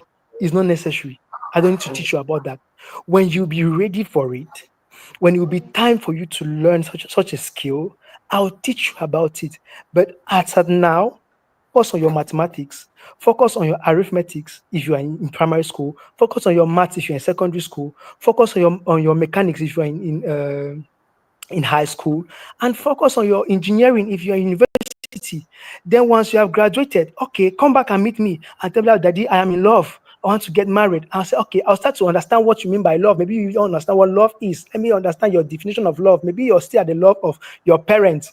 Let me understand what you mean by love. Daddy, I cannot do without this girl. I say, okay, fine, no problem. You're ready. Come and sit down here. I'll begin to teach you that, okay, this is what you need to do to know how to be a good husband. This is what you need to do how to be a good wife. And as time is going, I'll now introduce you to what it means to have a sexual relationship.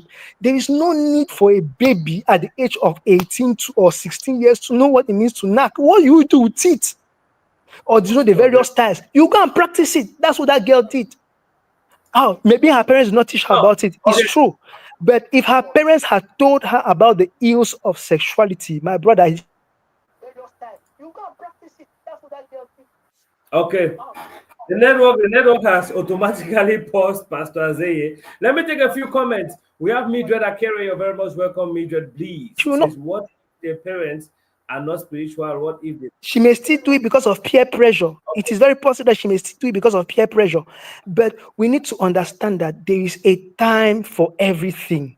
There is a time where you need to teach a child about sexuality. And they said, I don't even want to use the term child because at that time you should not even be a child again. There's a time you need to teach your child, Yeah, it's that I your think that's child. better. There's a time you need to teach your child about sexuality, which at the age of 16 is not necessary. Because behold, on that video, that girl did what she was doing, maybe because of peer pressure. And I'll bet you her parents may have even told her that it's not good. But they say this is what they call peer pressure. Maybe you don't, this is what they call peer pressure in such a way that now even what your parent has told you, your people out there will decode it from you, from your mind. But The if you should teach a child in the way he should go, yeah. I bet you, if you instill in them that chip, as our parents Oh, used to do, I bet you when they will meet that devil outside there, they'll abstain from it. all right. It means we're almost saying the same thing, but using different approaches. See, they're talking of sexuality. Teaching the child of the use of sexuality is part of sex education, if I'm not mistaken. Just that they know that this is what they are not supposed to do. This is what they are supposed to do. This is what this. I think I go with the narrative of getting a life first. And now you made mention of something of the girl child and her circumstances. Let's come back to this case study of this 16-year-old teen that had that was powerful and courageous and bold enough. I want to say welcome, Fun Emma. I see USA representing, and a lot of you who are watching. Everybody, if you're joining now, you're very much welcome. Glad to have you. We're talking about knacking or sex and the youth and sex. See, I see. When I look at this situation, I picture my 16-year-old self. By the time we're in secondary school, now you will see that in that age, let me just give a small story from an experience so that we get a picture of all of this. The parents have their role, yes, but when the children are playing with their own friends who have their own experience from their own homes, you don't really know or you're not too sure of what is going. You're not too sure of what is going on in that conversation. You see, you're not too sure. So a lot of the time, these children just finally get the information the way they get it, and they don't even end up having the appropriate information, the appropriate approach to it. A lot of the time, before even the 16, primary schools until when we go to Christmas holiday, there's this Christmas holiday, and there's this one that is going on now, the Youth Week. You see, Christmas holidays. That is where a lot of children have their first snacking experience during these Christmas holidays. You come and tell that time we had butter soft. Those who are familiar with the Southwest boya, I'm a typical boya like that. We had butter soft. You see, we had butter soft, we had OIC, we had M&G. Those clubs that they will make room for children as small as primary school to be Jupiter. dancing with one another. Jupiter, thank you. So they make OIC, children as OIC. OIC, you Oh, see, I see. they were they were there. And children were as small as they were as young as class 7 should be what age 10. They will go and be dancing during the daytime. They dance with their own small girls, and it's boy and girl, boy and girl, boy and girl. Mothers used to go and look for their children, pass and come to the house. While some just accepted it as a part of life. So during at night now, the ones that are in secondary school who are still teens will go now to OIC or Batasoft at night. In Batasoft, you will see there are funny pictures that are circulated on social media that are actually realities.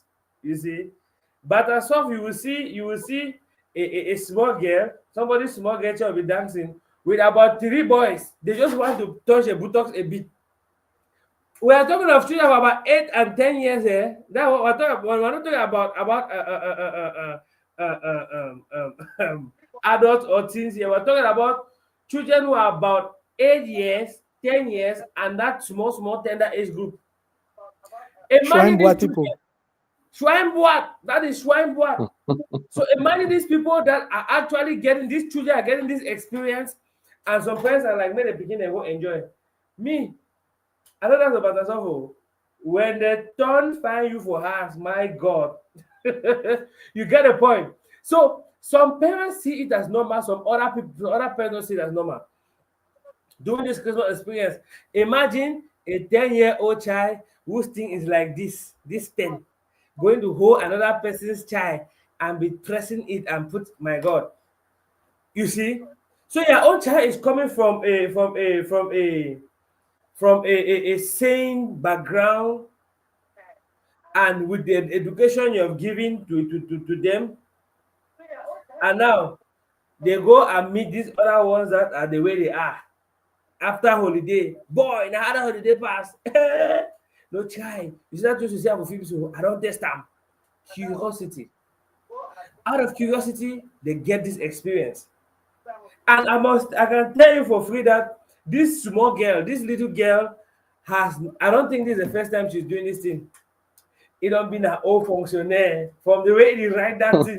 That girl na old attackant. I mean, to the extent that she's doing. So these are early experience of, I'm talking of things of old. I mean, people that are familiar know when they talk about Batasoft, you're talking about that 19 early 2000, that kind of time. You see, that era. That's what when they talk about Batasoft is that era I'm talking about. Now, at that small age, the children already have that encounter. Your child is coming from a good home, but is having this friends in school. The curiosity in him will not allow him to also sit quiet. You will also have, we used to say, this is your wife in school. In primary school, I had my wife. And a lot of the times, this is your wife, this is your wife, this is your wife, this is your wife. At one point, you people start getting close. At one point, you people start playing. At one point, even the mothers will just allow you to leave the begin them. At one point, you might even go to one backside. At one point, it is John and Mary, John and Mary. So more time they need to see John and the Mary. After some time, they see John and Mary. After some time, they go catch a John and the Mary, the knack. Then we go report on our mommy. We'll get a different education. So there are different ways that we give the children get this encounter from our African setting. There are different ways, you understand? Different angles that are independent of the parents, the teachers, sometimes the friends that are of good morals even assist, especially in those days, that when they see that some children do something, they're going to report to their parents. But now, in most cases, when you go and report to the parents start by covering the child. That you don't have stigma, you don't have what. And then they will flog you, blue, black. You will anything that any they flog you, you know, do that thing. Now they say you have to, what not. So all of those things add up. And you see that the early experiences with knacking, I mean, from a tender age as 8, has a lot to play with the child's upbringing, the psychology when it comes to knacking and all of that. Leaving that primary age, going to secondary school, you start now developing things. I remember in class 7 we had a backbencher. That guy had Rock 9. That's how it was. Class 7, you remember as this small. You will just see one guy, he will just sit his own khaki, he will not even put on boxers. He will just hip it and the thing will just be sleeping like that. So he'll be using it to frighten. We had another girl that was big, that was also developing. She had breasts already with pubic hairs, and she will look at it and she'll be exciting her. I'm talking about things that we knew, oh, things that we knew firsthand. She look at them and be excited, and then she'll be touching, and very soon they don't go back toilet. Very soon they will dodge. And that's how a lot of these things start. That is independent of the parents. These days, this we cannot ignore the curiosity of the younger people. We cannot ignore that curiosity, want to discover. So one of the ways that we get a solution is intervening and telling and educating the children of the dangers of this activity. The one that helped us was that my dad was like, the day you will say don't come best is your you people are the one that know you are actually a man like me, you start defending for your things. And it worked in their way because they did not only talk like that and stay there, they made sure that you will not bring they I mean we grew up in a state that it got to a very for you to bring a girl to the house, how? You understand? That means they did a very strict parenting model and followed it up. And I think we are compromising in that state. Coming back to the story of this girl, now she has gone to a stage where she's actually doing her equip. See, there when Life was talking, he made mention of the stigma. So imagine getting to a place and then everybody say, "Chai, your woman a bit grind." Is very bizarre. It's horrible. But there's a girl I saw on Facebook recently. Back then, I remember that girl they used to fry. I mean, they fried that girl one Saturday in the school canteen. BGS one Saturday. I came and my friend like, boy, you didn't miss something that happened for you. A soundtrack, three boys. So when I see that girl's picture, I always say, hey, this guy really fried that day. I mean, we're talking about over 20 years after. You understand? And After that's the 20, only memory you could keep. yeah. I mean, when I see her, I'm like, this very girl. Ha. So that is what happened. And she grew like that, and that is how the experience is. When we talk about the children that used to take permission that they are sick, they make and join plus next fire. And no And guidance to just fry. and just But imagine in those days, there was internet that was so accessible. Imagine her footages could surface maybe in the future when she's getting married. Just yes, imagine something this one she is did. this one is bad because it's a digital age Yeah, where we keep details. You see, this one is bad because the details will always come. The internet never forgets. never forget. Imagine your child or you as a child seeing somebody, five men, fry your mother when she was young. These are the things we should talk about. The things that we face, I mean, the reality of this thing. I mean, we cannot just go touch at the surface without talking this deep, this profound, deep, Please, bitter please, truth. point of correction. Point of correction. You see, It is your mother finishing 5 men. I'm telling you, your mother finishing five. That is hard. That is hard. You see, so Because at just that time, what imagine. you tell your daughter? So you What you tell yourself, your you daughter feel that she like should not do it? you see. Mama, she saw Mama do it. She has seen Mama do it. How can you tell her don't You do see. it? Hmm. You see, so these are the things we are talking about. I mean, this particular aspect we cannot ignore. There were guys that were school that will go and fry the nest. They will go and take permission that they are sick to go and fry beans of the other. I mean, it was a whole mixed system of immorality because the school. I mean, they were very good students. They were very good students that. But I could call across because I was this side, then I was at the other side. I was getting information very well, and these things that happen. The parents of these children and some members of the school administration did not know. That is what I'm talking about. They were even we want to talk about discipline masters that even hold some of these children and fry the beans. And sometimes not even the discipline master, it is these curious children, this 13, 14, 15, 16, 17-year-old children that will go and be hey sir, and be pressing the man. Sometimes it is the children that go to the man, sometimes it's not the discipline master that comes to the children. Even though in some cases it's the other way around, but some other cases it's the children that go to the GM. So these are the different encounters that happen. Now, the one thing which we need to highlight and talk about very seriously here is actually this STD. A lot of these children, they cannot even buy, they are not even courageous enough to buy kapot condom. So they will just go and do the thing carelessly, and sometimes they just ejaculate inside. You see any encounters, you don't even know if a child's parent is even actually an infected person or carrier of a kind of disease, and the child inherited that disease from birth. The child carried the disease from birth. You don't know any detail about the child, you just go and enter like that. That's why a child has gone to school, will finally come back home as a sick patient, and the parents have to suffer and struggle to take care of this child. So these are some of the risks that we should pinpoint and point out so that parents should be conscious, not to be scared of the pregnancy. Pregnancy, not be sick. There's a bigger risk.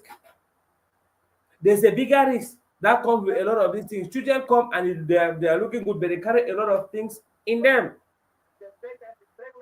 You look at these children, you look at 5 or 6 or 7 or 8 boy them. That girl is fry all them. And I'm not sure I saw anything like kapot there. So in the process of that, if that pikin finally carry belle, they go say na who give the belle. If that pikin carry belle around 5, because back then there was actually there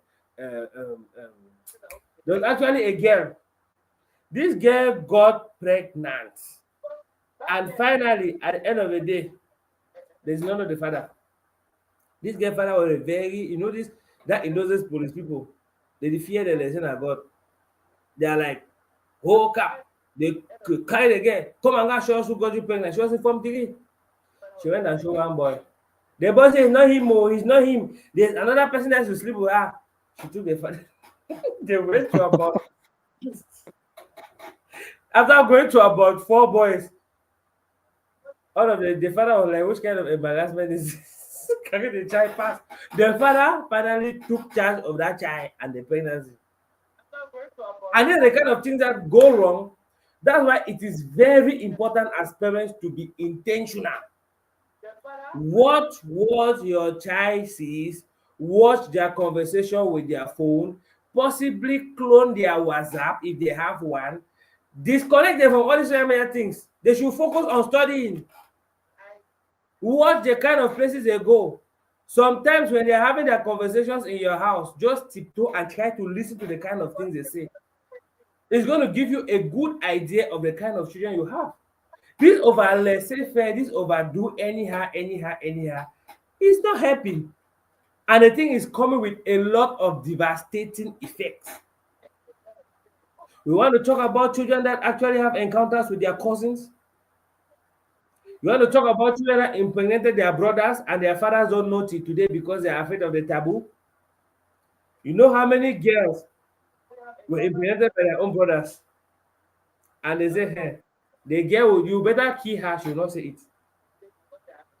You know, I was talking with the lady, and I was like, there was one time there was a small child, that child should be around between 10 and 12 years old, a girl child.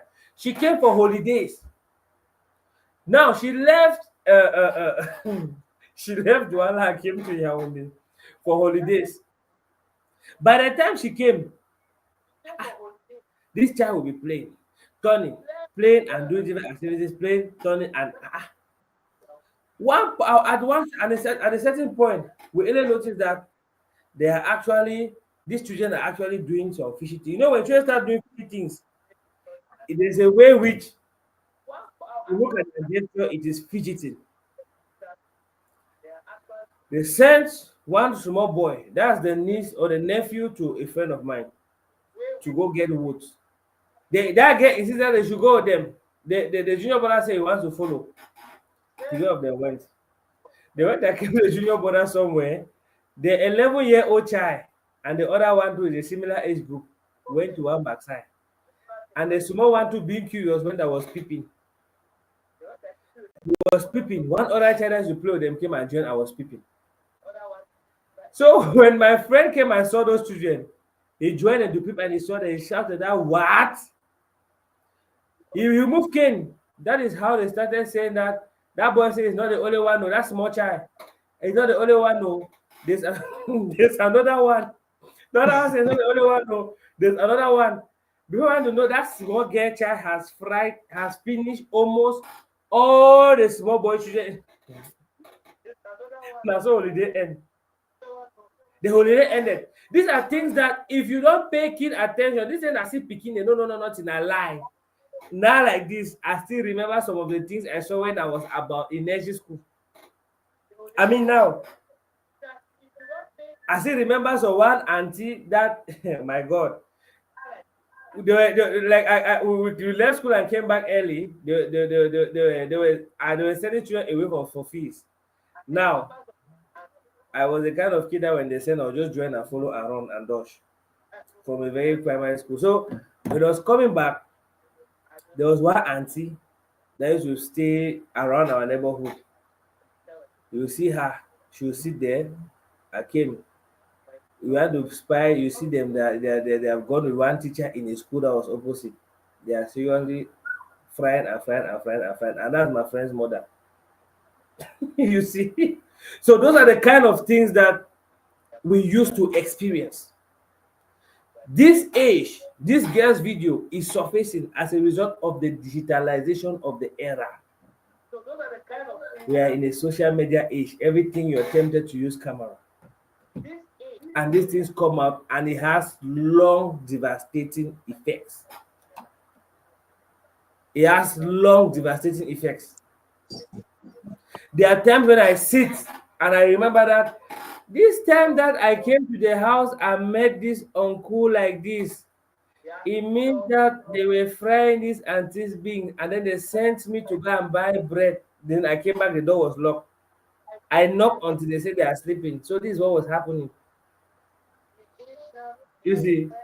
So these are some of the things that so this aspect that na pikin is a lie. Children see things that sticks to their memories, and they are tempted to actually be a product of what they have seen.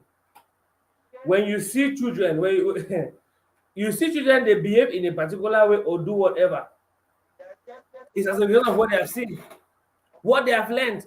Like this child, it shows the child don't be an attacker. There's a story of a leader surface.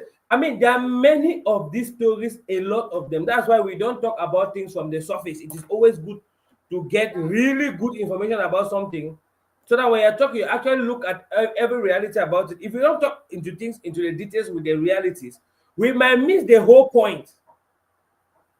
Now, this child has gone and done her tattoos or her knocking party with these guys. In the knocking party itself, a lot of these ladies are watching. I'm seeing people commenting, oh, welcome Mabel, welcome Mabel. See, there are a lot of people, you know, in our Southwest be bad place. So this two I talk about the happen for all sides. There are a lot of you girls that when you were in secondary school, some of you used to dodge and go and cook rice in your friends' houses. You dodge and go and cook rice. You dodge and go and cook rice in some secondary school. You always have some one boy that is living alone, that is coming from a far away town or living in the boys' quarter. When the parents have gone to work, the children they'll come with their friends and come and cook and eat and enjoy. They know that before 3 o'clock, they have already finished and washed all the plates and clean everywhere. The parents will not know. So these children are not too different. The difference is that they were too perverse. And with the availability of, I don't know the term is available, is limited here, of knocking videos everywhere. Porn. You want to scroll through a game on, you download a game for a child, the child is watching the game, all of a sudden you will begin to see, they've sent a porn advert. You see, they send a porn advert, and all of a sudden that child is exposed to some things that they're not even supposed to see. They're not supposed to see what they are seeing at that time. It triggers curious behaviors and actions. Hi, Coach B, you're welcome. I'm glad to have you. You see, so these are the different patterns, and these things I'm talking about. Don't think that is alien from my neighborhood. It is happening in almost every neighborhood. That was the experience I had in Boya, right? Many years ago. In Yaoundé, I saw children, I mean, just about 2 years ago, I saw children peeping through the hole of a door because there was an uncle and an auntie frying things inside. Those are things that happen with the curiosity of children. In this case, how do we do it? We don't just ignore children to be on their own and say they are children, they don't know anything. There's a very significant role which as parents, as care offs, as caretakers and whatever we are to children, there's a very significant role to play. Very significant. And there are a lot of people that might not be fortunate enough to go through all this. Going to secondary school, from two, we had a girl that was in school, she never proceeded. Why? She was pregnant. All of us were like, eh? From three, some took pregnancy. From four, we had a very beautiful girl. We only discovered that one GM had impregnated her. I don't just want to call people's names here, but I'm sure people will know the people I'm talking. So there were all of these experiences, and they keep reoccurring. When I finished university, I had my guys that were hustling as teachers. And you know what they did? They would take these children, fry the beans, and then they will bring it to their one room in Bonas now.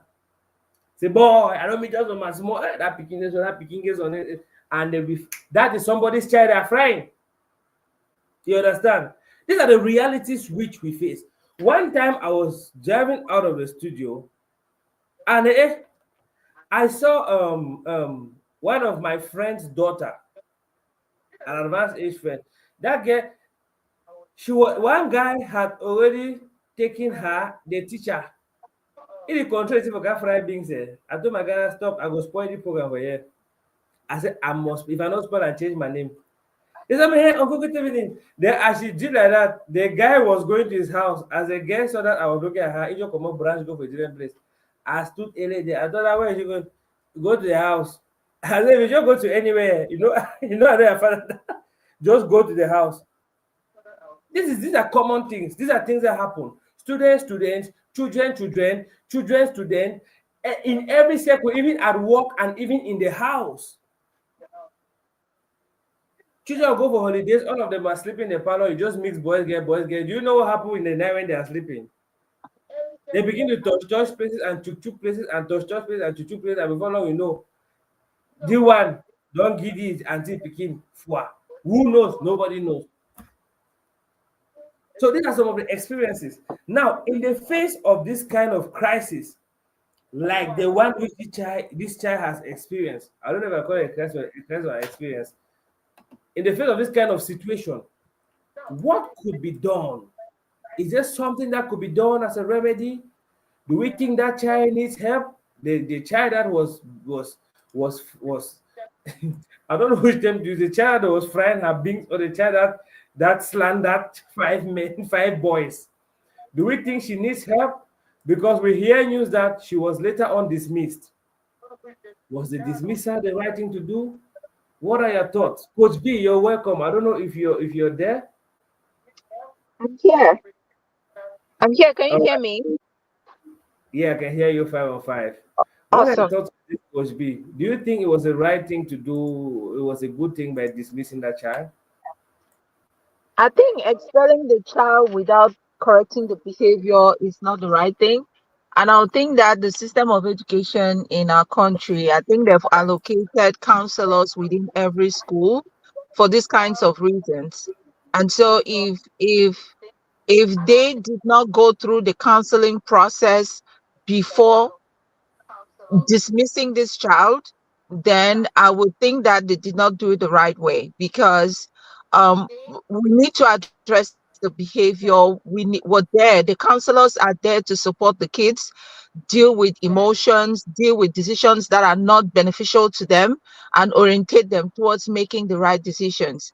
And so, if this young lady or the young boys that were involved in this whatever, I don't know if it's an activity or whatever, how we can call it, but both parties need to be addressed in by the counselor. The counselor needs to go through the entire process of addressing that behavior with these young students, and then seeing how they can reinsert them back into the educational system, because they have a right to education. They cannot just be expelled from a school just like that. They could expel the child from the school for the sake of stigma, given that if I don't know who caught this child, or it's another student that caught them, and how did they preserve the information so that it doesn't spread. It's the responsibility of the school if that was happening within the school vicinity. So I feel like there are so many steps that should have been taken before this young lady was expelled. And expelling the child, it should be for the reason of preserving her dignity for future, because you don't want her to be completely out of the school system. You want her to still get the education that she needs, and then this behavior that she's probably still building up, because she's Yeah. still exploring so many things. As young as she is, she's exploring things, and she might change at some point, but they need to address the underlying factor. What is it that is causing her to behave that way? So if the school did not do all these things, I would think that they failed in that direction. But taking her out of the school for the sake of the child not being stigmatized by other students, that could have been beneficial for her, but the behavior needed to be addressed. And then the school also could also help to transfer her to another school, because she was in a public school, right? In a government school. So they could Uh, transfer her to another school Missionary just to, school. I'm sorry. She was in a missionary school. Missionary Oh, yes. Adventist. Okay, so that's where they would have really been involved in addressing this behavior, both on the girl side and on the boy side. Because why are five boys frying the beans of one girl at the same time? What is that? What? How did they get to that point? How did they get there? So they need to dig into that situation to understand it end to end before taking action. If they did that, again, from my end, I don't know if they did that before expelling the child, but if they did that, then they did well. And then taking the child out of school and not ensuring that she's reinserted in another system where she can still continue to get the education, which is her fundamental right, then continuously get the counseling that she needs from the other institution. Because I would like to say something from what I've learned. And again, people should not think that it's because I'm in the West that I'm saying this, but I learn every day. When I moved to the US, I started off as a teacher. So and within the school system, when a child from from first grade right to when the child gets off elementary school, they have a behavior sheet that is being monitored. They are being monitored. Their behaviors are being monitored. And anything that any behavior that this child exhibits really early on in their life is documented for the next class. So every child has that documented within their school district. If they are being moved to another school district, that information goes with them, so that the school can get to know, and it's not information that anyone can access. So it could be in this child's file, but it's not information for the public, but the information that will go to the counseling department in the next school that the child is, so that they can monitor that behavior. That's how we can help the young people rather than just expelling them from school. What we do, but when you expel them from school, you're telling the other students that are doing the same thing to hide it better. You're not solving the problem. They are going to hide it better so that they will not be caught and expelled. But if the behavior is addressed, then it's going to solve the problem that is probably existing in that school. And they've been doing this for so long until when they were caught on that day. That was not the first day they did it. So that girl might have done it with another group of guys, and then they told this other group of guys, and the other group of guys came to eat their own cup of the cake. So how are we ensuring that this behavior doesn't become a pattern? Is what we should be addressing here. And I just hope that the school did their due diligence on this before expelling the young lady. If not, then we're actually failing within our school system. Addressing here. And I just their due diligence on this before Thank you expelling so much, Coach B. I mean, that's a smart one.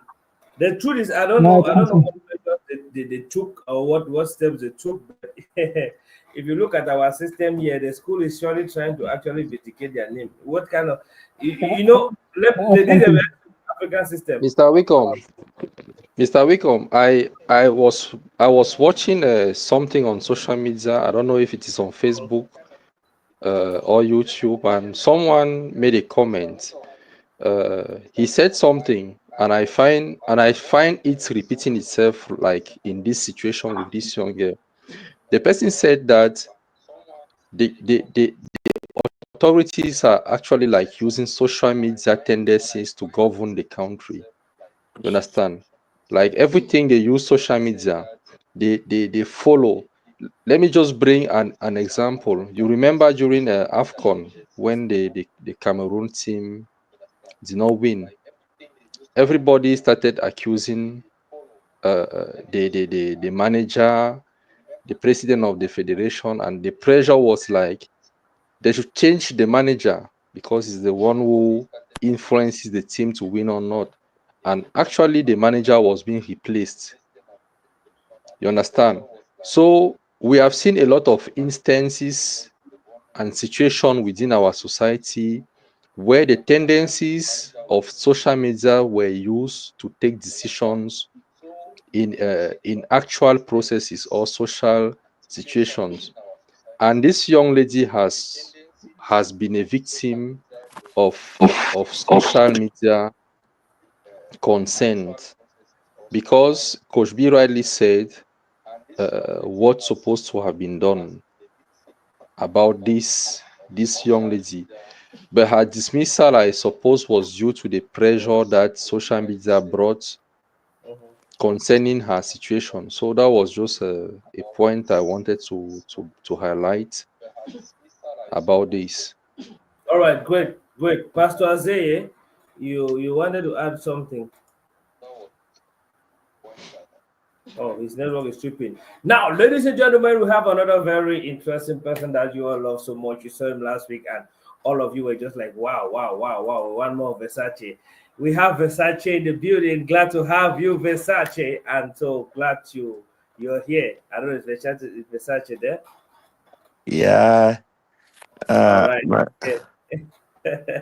Today we're talking about youth and sex. Today we're talking about youth and sex. And we had this sorry, we have this video that had circulated previously, and it's a video of a girl, a girl child that was frying beans with five. They say there are 11 children there, and there's one girl. Some say it's six guys that she fried the beans with.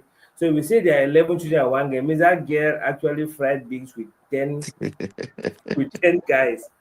And She was not actually alone. There was also another little girl there. I don't know a little why she girl. wasn't. Yeah, there was another little girl there, but she wasn't too viral because she it was not wasn't the having star uniform girl. on her. Mm. So that's the Yeah. story. The girl was man down. I mean, she handled, and everybody, you see some videos. One guy did a video of like, oh, last star, you swear, I'm with the star, I'm with the star, and the girl's like, So finally, when the social media pressure was mounted, the school administration finally dismissed It's this Mr. the other children. It happens that the children were the children there. Nobody was as popular as this particular girl in question, because it looked like she was the one that was really doing the grinding and all the things. Yeah. Now we've had a previous conversation on time. Coach B has given us some beautiful insights on what the school had to do because dismissing the child, all of that. Now, Versace, I want to find out something from you. Let's first of all get your reaction to this situation. What do you think about this whole situation? What could be done about this kind of situation? And was dismissal the best option? Please, over to you. You've asked three questions in one. I want you to go progressively because All this. right. What's your reaction to this particular situation? My reaction to this situation is uh, w- it's been a long time. We were in secondary school. Mm-hmm. I particularly I left secondary school. I graduated in from high school in 2003. But then we had things like this in school that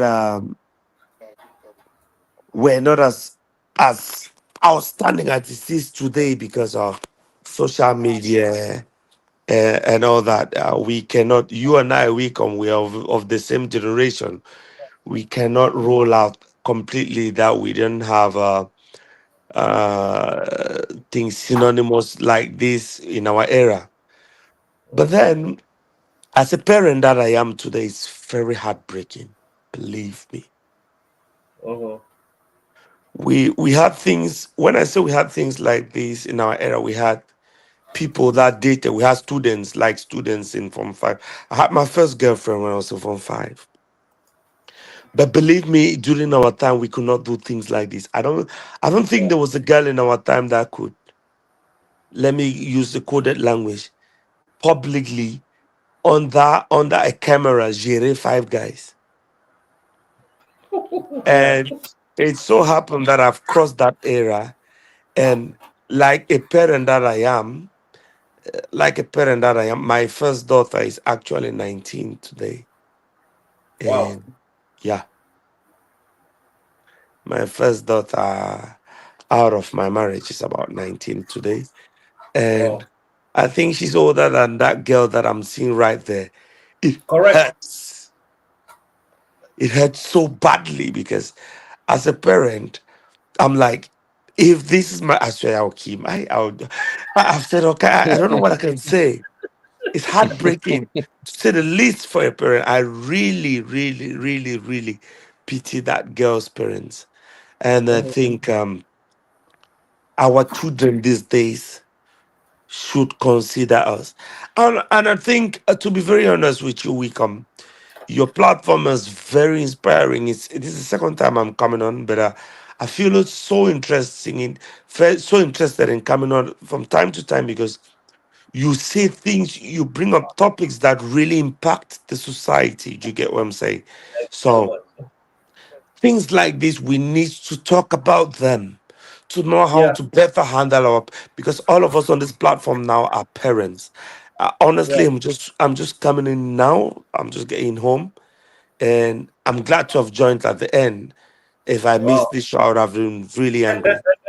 But I No. think I think not going to that line. We'll talk that at the background. But I think we like parents. Well, these things that are happening today that didn't happen in our time is simply because the parents now have limited the upbringing of a parent direct to those who gave birth to children. Because when we were growing up, I remember my first time ever was, I would never forget. It was Osuks. It's not even Fenasco. Children call it Fenasco. Our time was Osuks. 1999. I was in Wow. CPC Bali. I came to Bamenda Stadium. I wanted, back then we have the juvenile delinquency is that which to prove to your peers, your classmates that you're a big boy, you need to either be lighting a cigarette or show them you can have a boyfriend.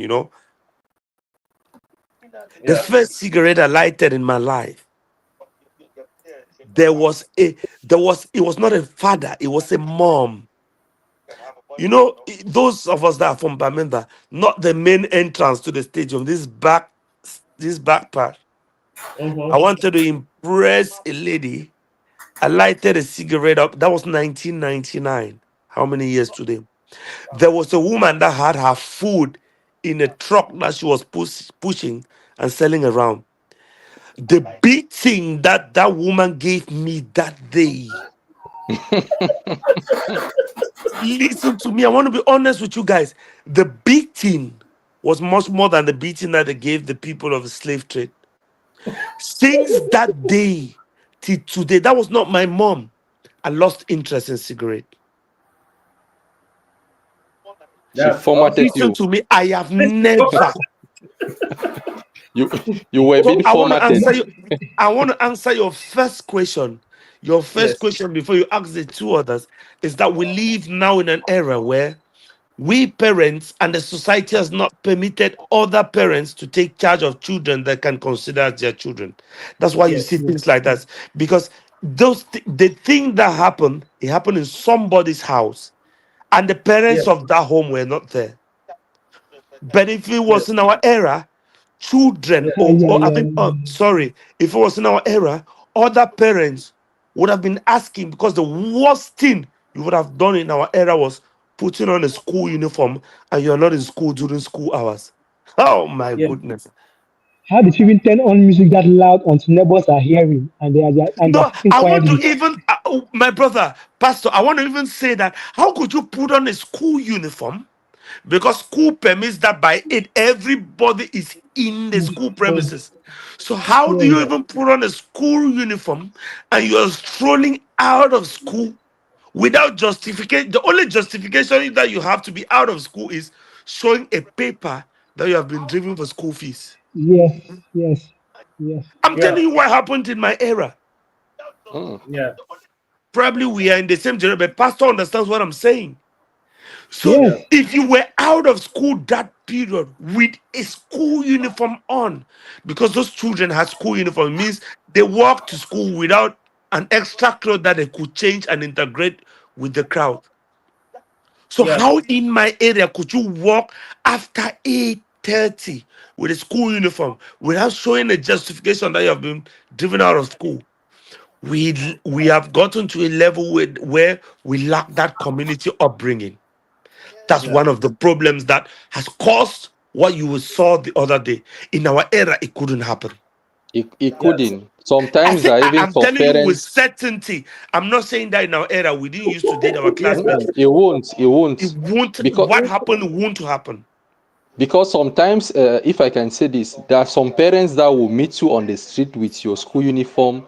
If you don't have a justification why they're out, they will take you back to your school, Yes. I to the said They'll carry your headmaster. the only justification during our era was a slip that you were driven for school fees. Yes. Yeah. Because when you were driven for school fees, you were given a And they'll slip give you a slip. to give Yes. to your parents. Yes. Do you get? there's one time I was strolling out of school with my uniform and I had dodged.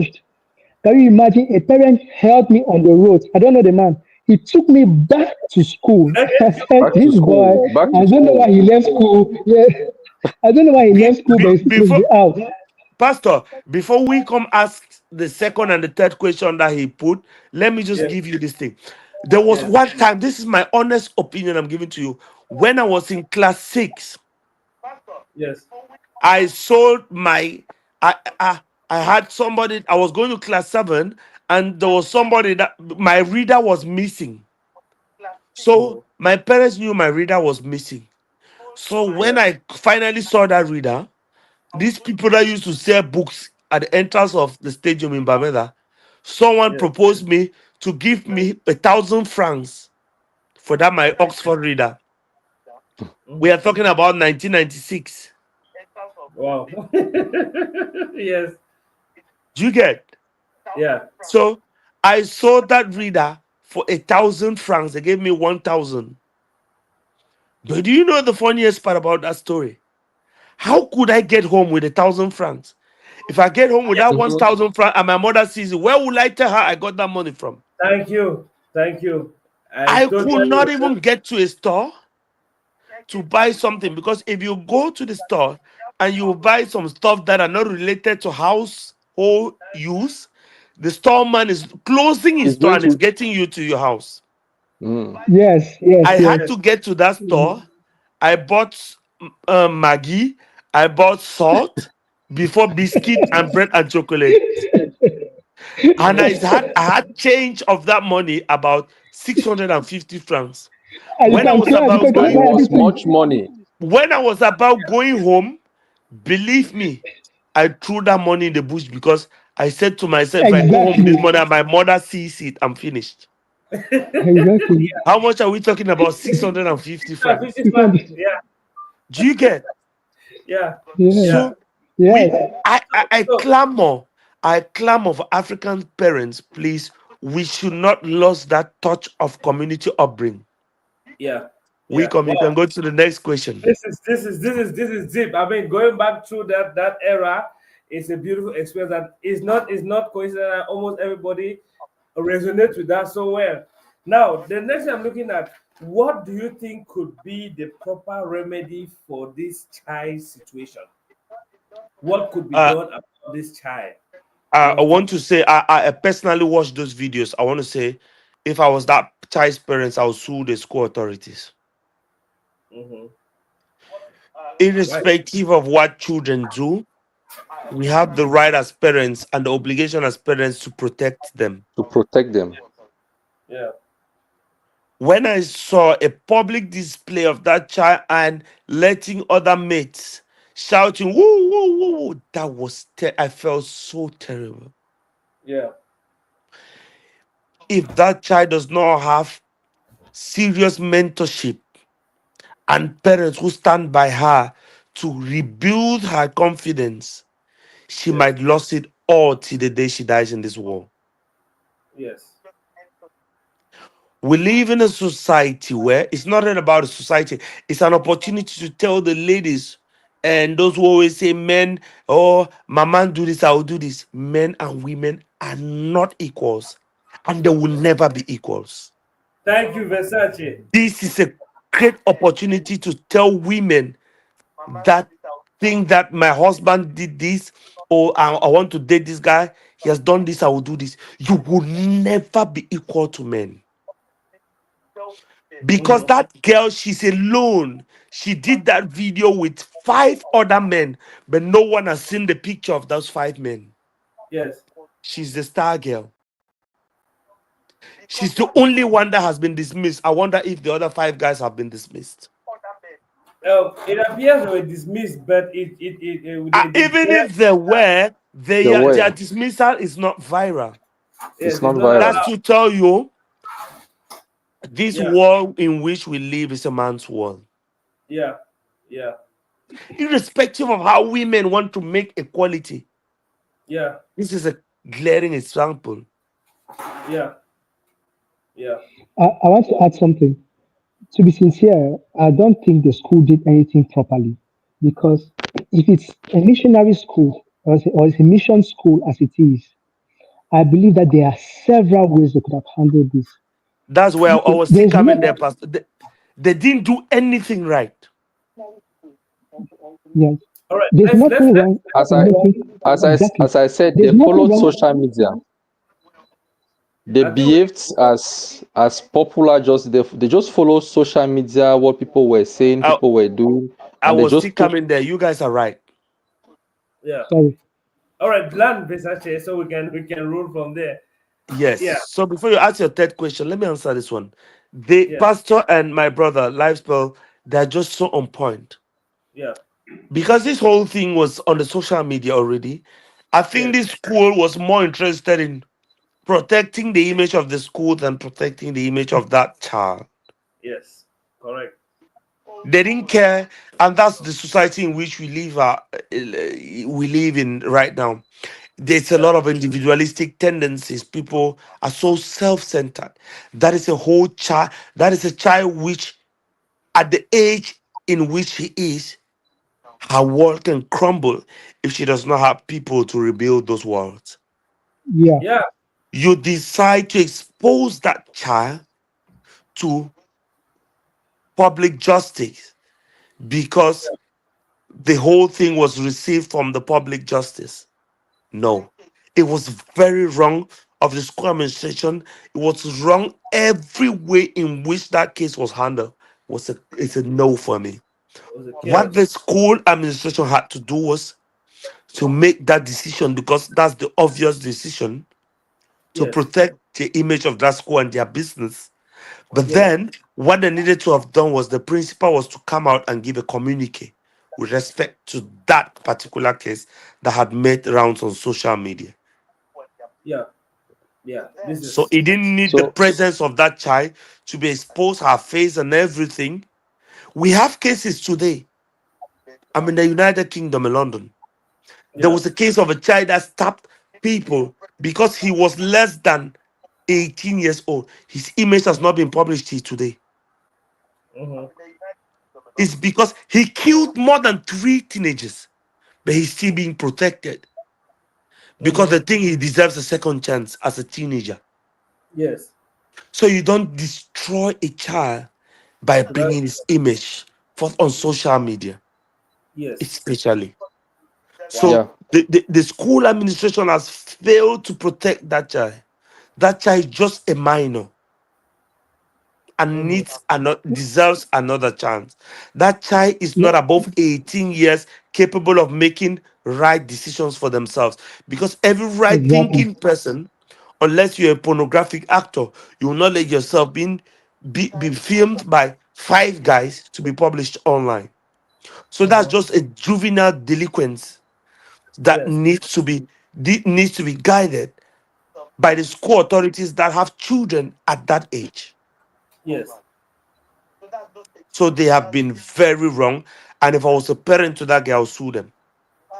Yeah. and there's also something about when those videos came out, people did not know which school was they were, because there are Yes. several schools in Yaoundé who have the same uniforms. Yeah. They did not know. It is only until the sanctions came out that people started knowing from where the sanctions came, and they made an image, a link to the school. So it, as you say, it is an error, a very big one for that But school. I think what the school should have done, they should have tried as much as to suppress those images from the internet with competent authorities, and protect the young lady and bring them towards counseling.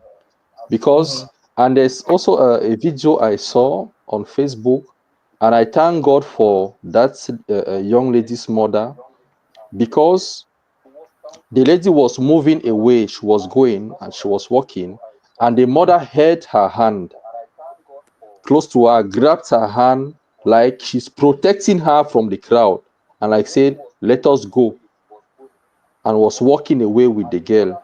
There's also an image like that circulated, and I was like, thank God for this girl's mother, because the mom will be able to see through. Yes. So that is also Okay. And the some mother of that points. of the star girl. Let's just call her star girl Yeah, for what now. was the last question? All right. The, Now we have three angles: the girl, the school, and the parents.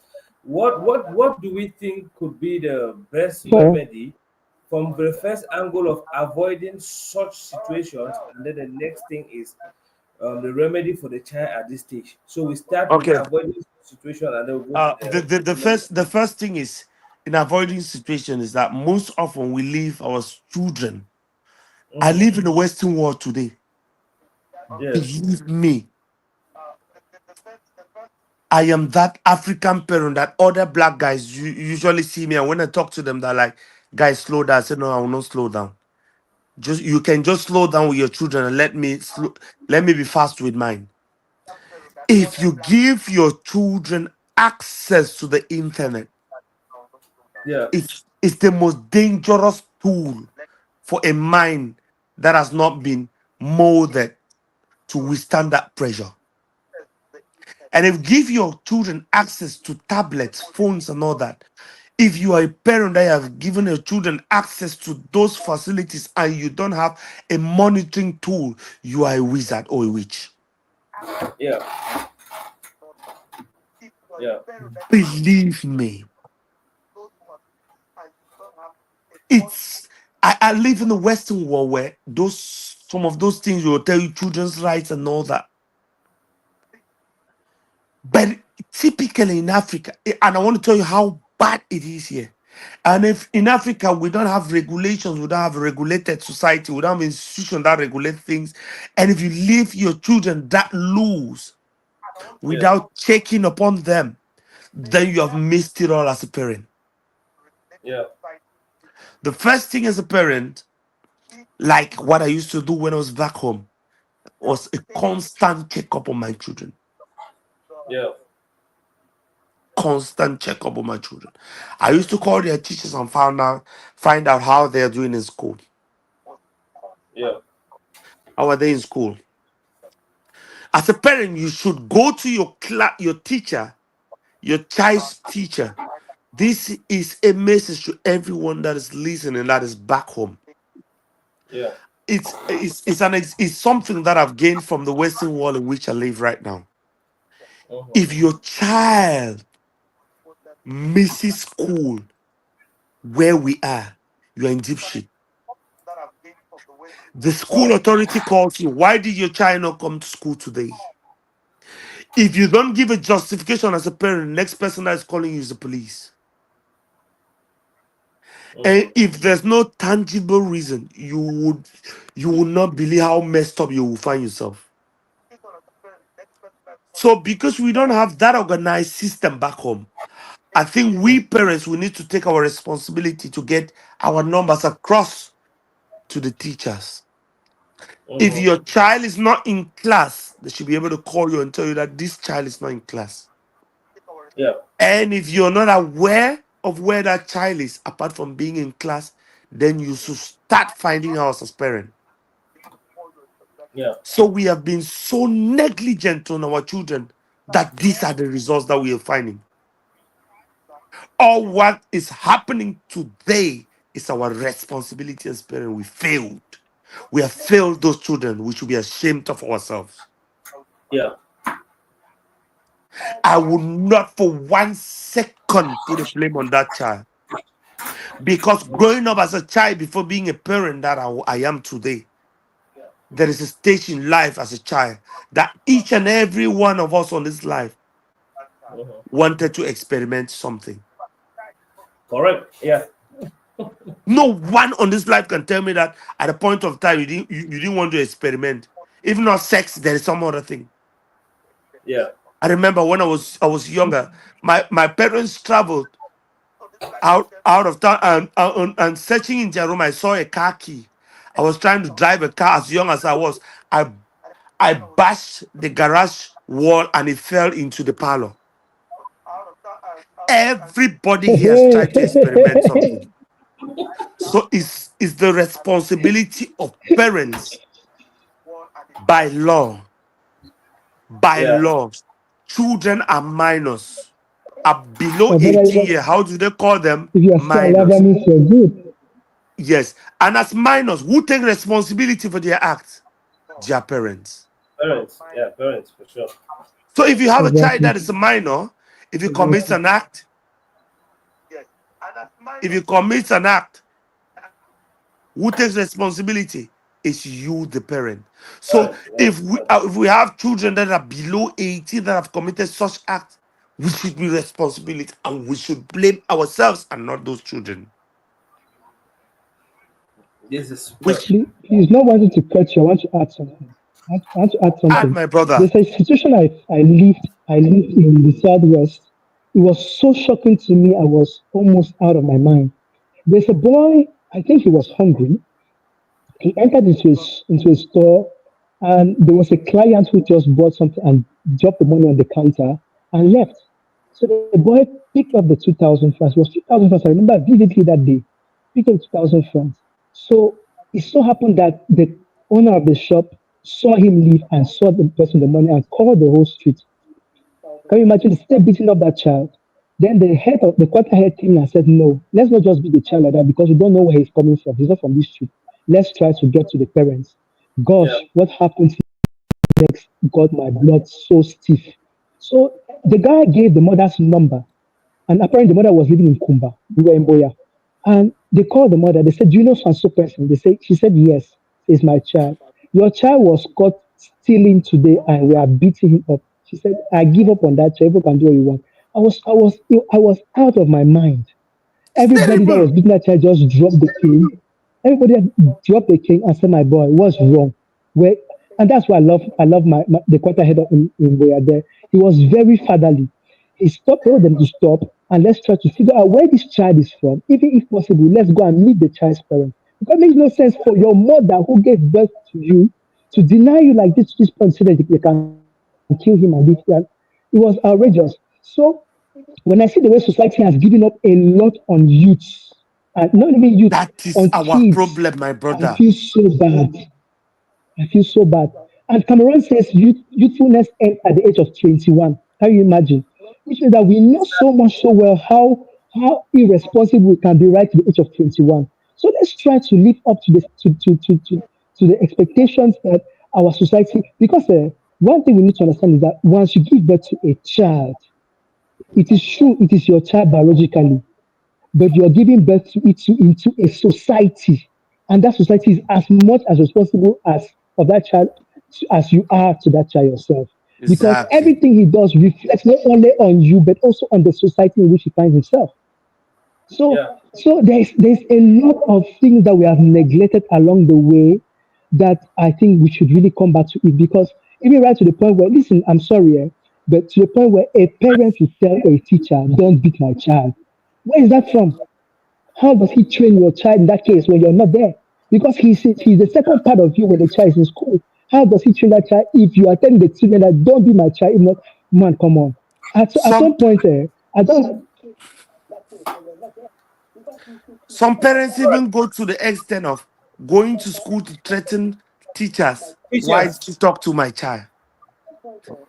The mistake Yeah. we are making, brother, is that we are trying to copy the Western way of raising children, failing to understand the reality of the setting in which we are. It cannot Uh, work. It cannot work, brother. yeah. Because you see this sex video. It cannot happen where I live. Because during school time, if you're not in school as a people or as a student, your parents are informed that you didn't come to school. Once roll call is made, the first thing the school is calling you as a parent, like, where is this child? And if they are not sure of where this child is, the police is getting involved. Wow. Yes, hey, that's how it functions here. You cannot date. So you will never see this kind of videos. It doesn't mean children here are not delinquents. They are worse than what you just saw.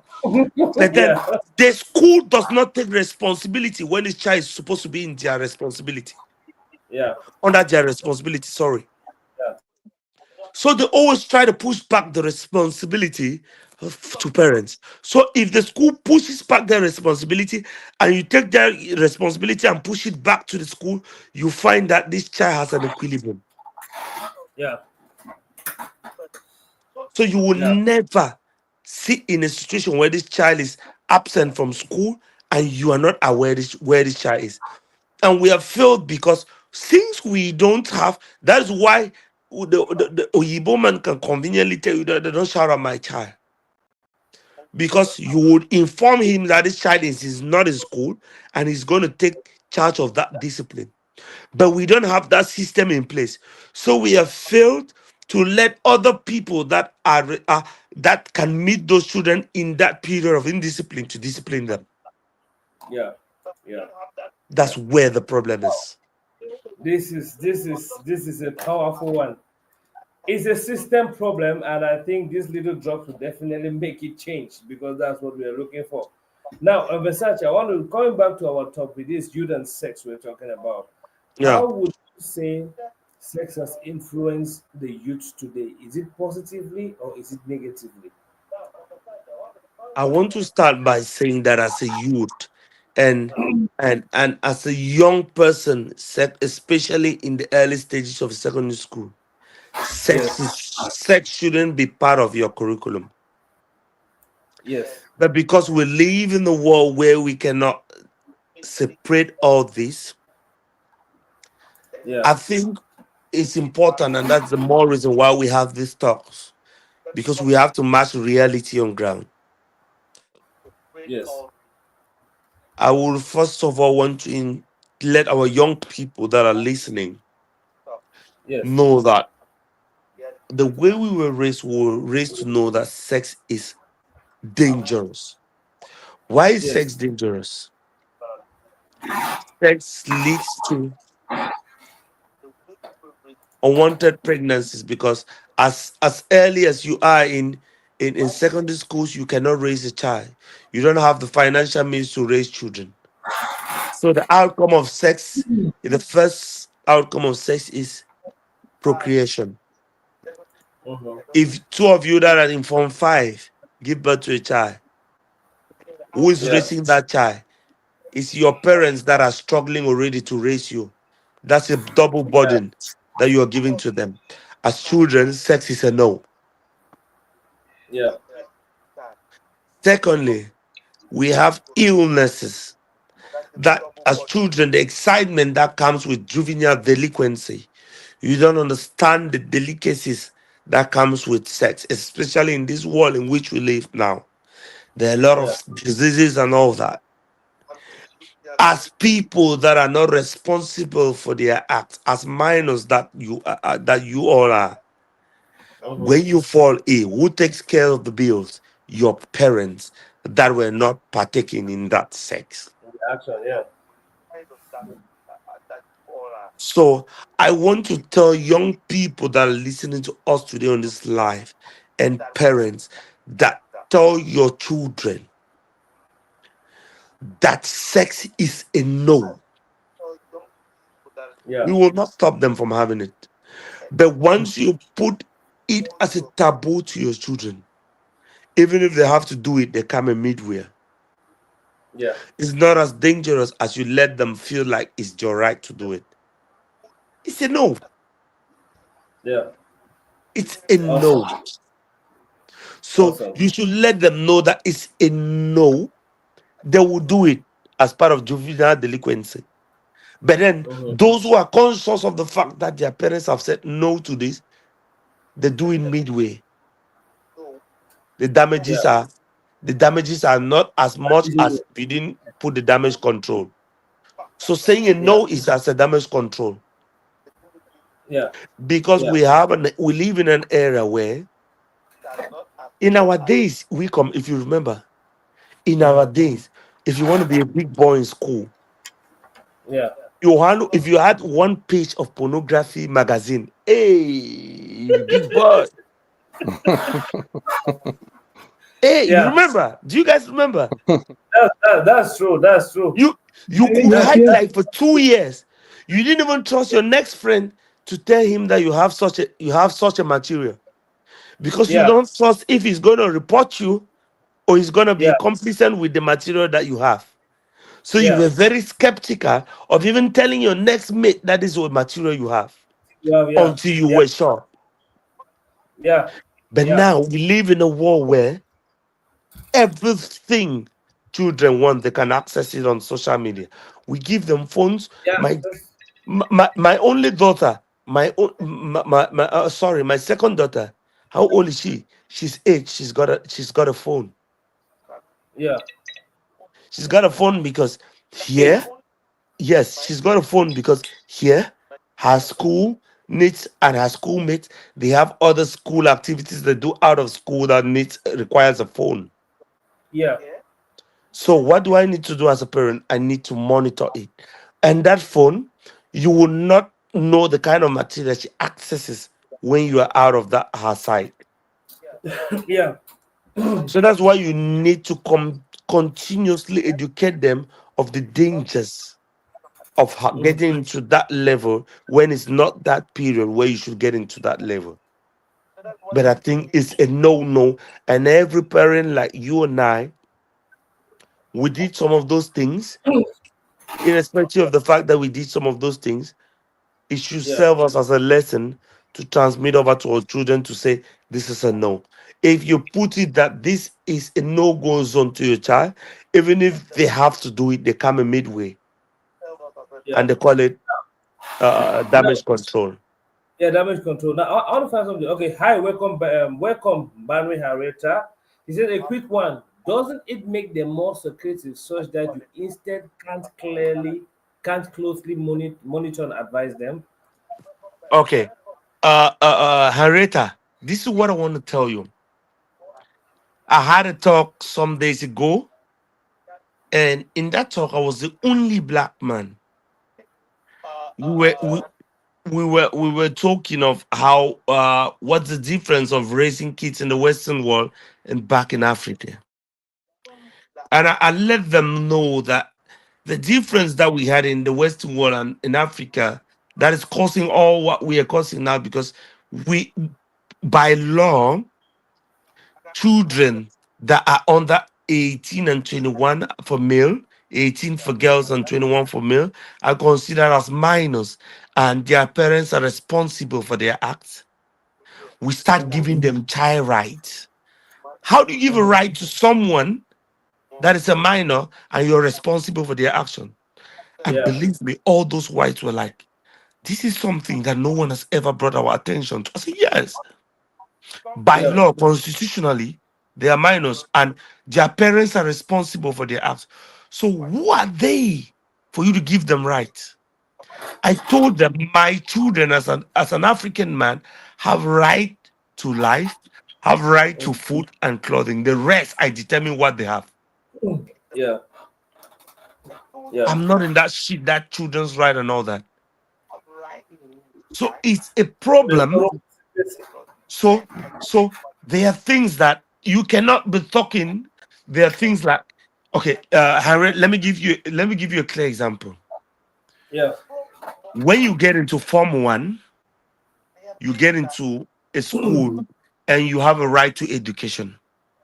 But yeah, believe me, a university thesis cannot be given to you while you're in Form 1. That's to tell you that you need to graduate from one stage to another. And if your child is not at that stage where he or she needs to be permitted to have sex, it's wrong for them to have that conversation with you. Take it from me. okay, It's like yeah, you, it's like you giving a university lectures to a Form 2 child.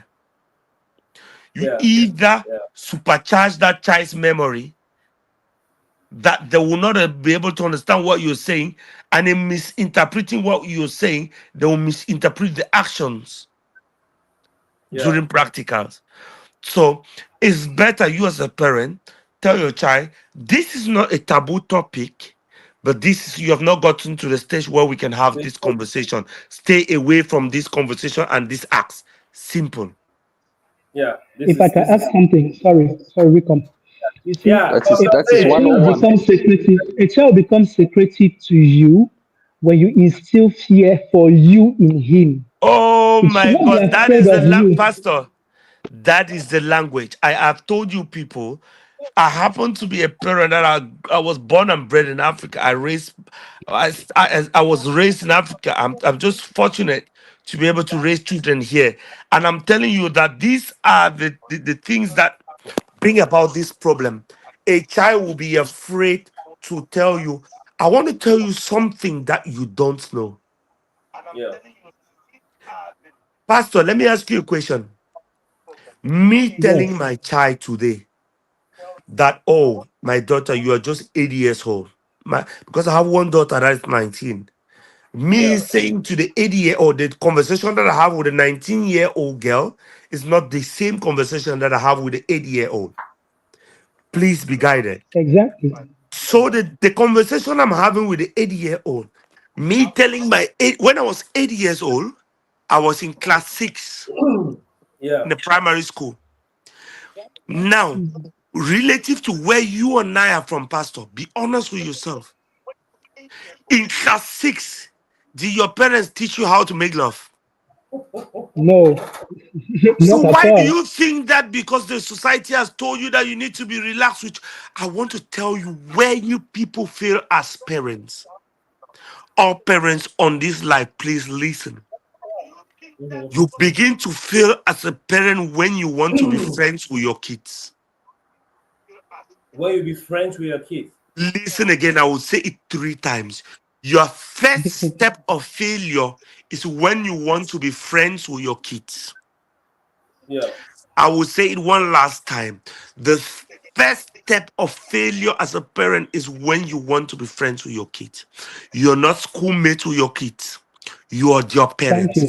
Play your role Thank you. as a parent and not as a friend. As Thank a you. That's parent, exactly what I was saying. That's exactly what I as a was saying at the parent, beginning. you're not Yes. interested in making your children love you. They're as in that early they don't need to love you. I don't mind if my children hate me. Yeah. What I'm interested in is instilling in them values that they will use Yes. when they become adults.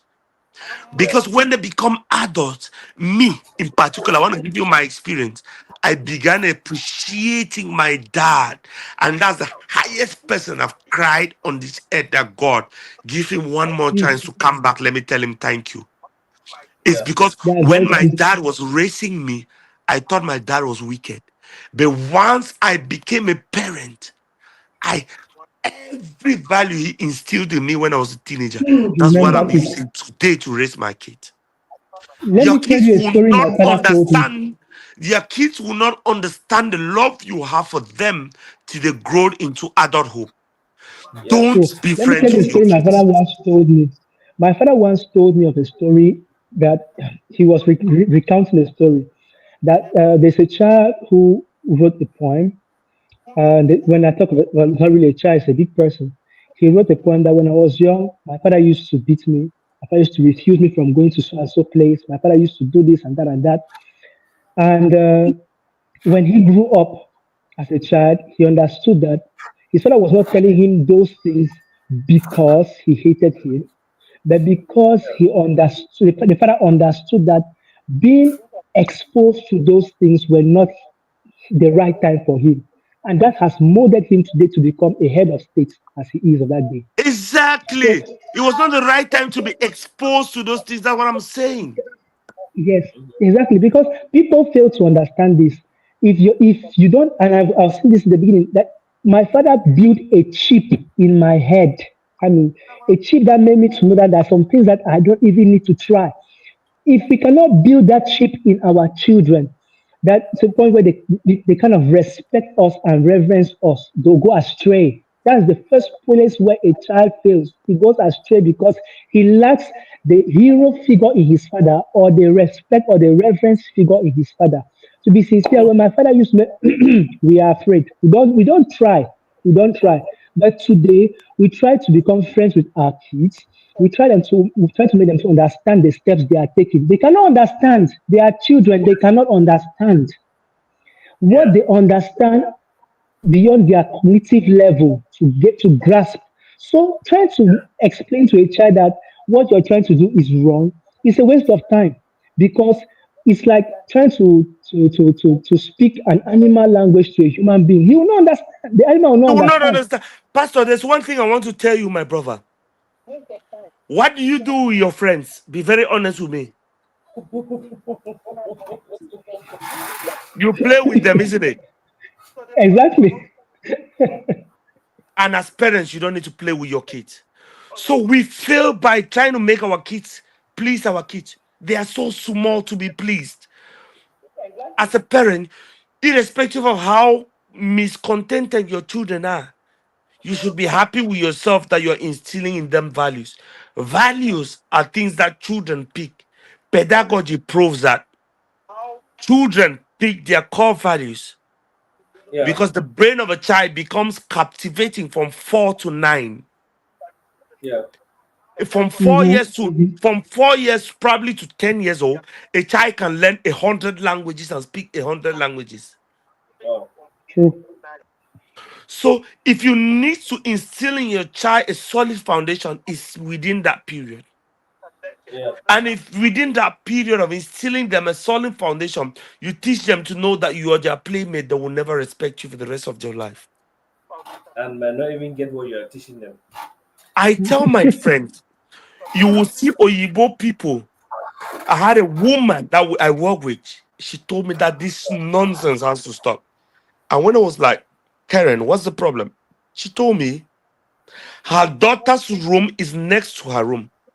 And for a week now, her daughter and the boyfriend have been making love in the room and disturbing her and her husband. I was Hmm. like, oh, who give me the man kill In him? our Oh house. Lord. Oh Now, Lord. so just like a Hmm. parent, let me bring it in our typical African setting. Imagine how many heartbreaks your daughter has had before bringing a life partner.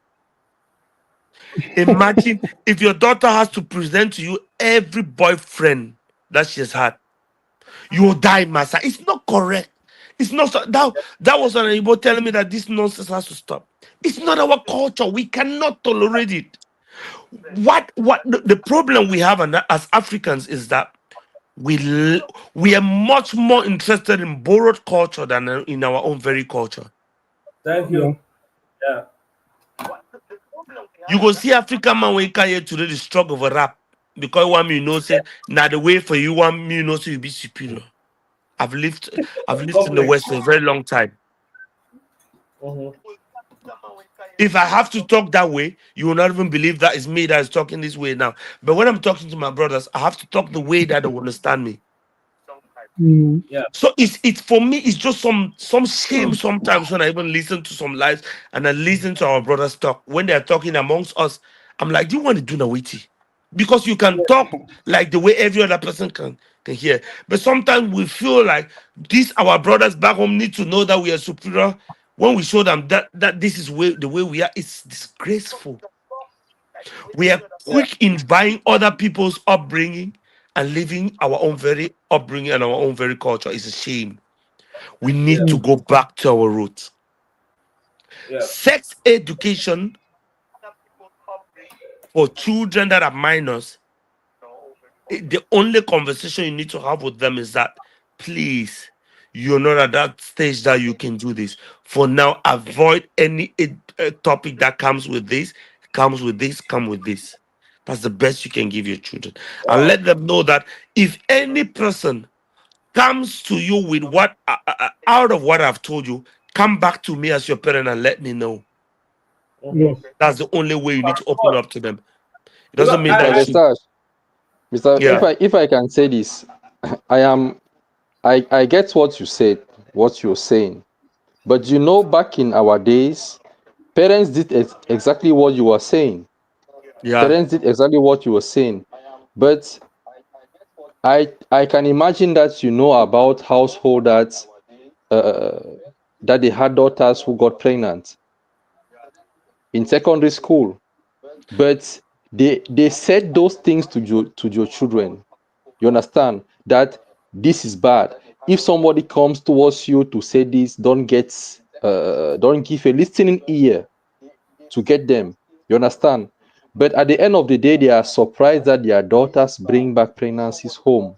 Oh, my brother, that's one thing that you need to understand. If you are a parent, you need to understand that when you give birth to children, you don't control their minds. You Mm-hmm. Actually, direct their minds, you will never control it. So you can only play your role as a parent to have 60 to 80% of that direction that is going to guide them up to the level where you think that they are mature enough to make right decisions for themselves. Believe me. yeah. As young Mm-hmm. as we were, we used to do mommy and papa. Yeah. But do you know yeah. where that we And do consider you that know our this? parents? Do you know where we consider that our parents played their role? We used to do it in hiding because we knew the consequences. You dare So not.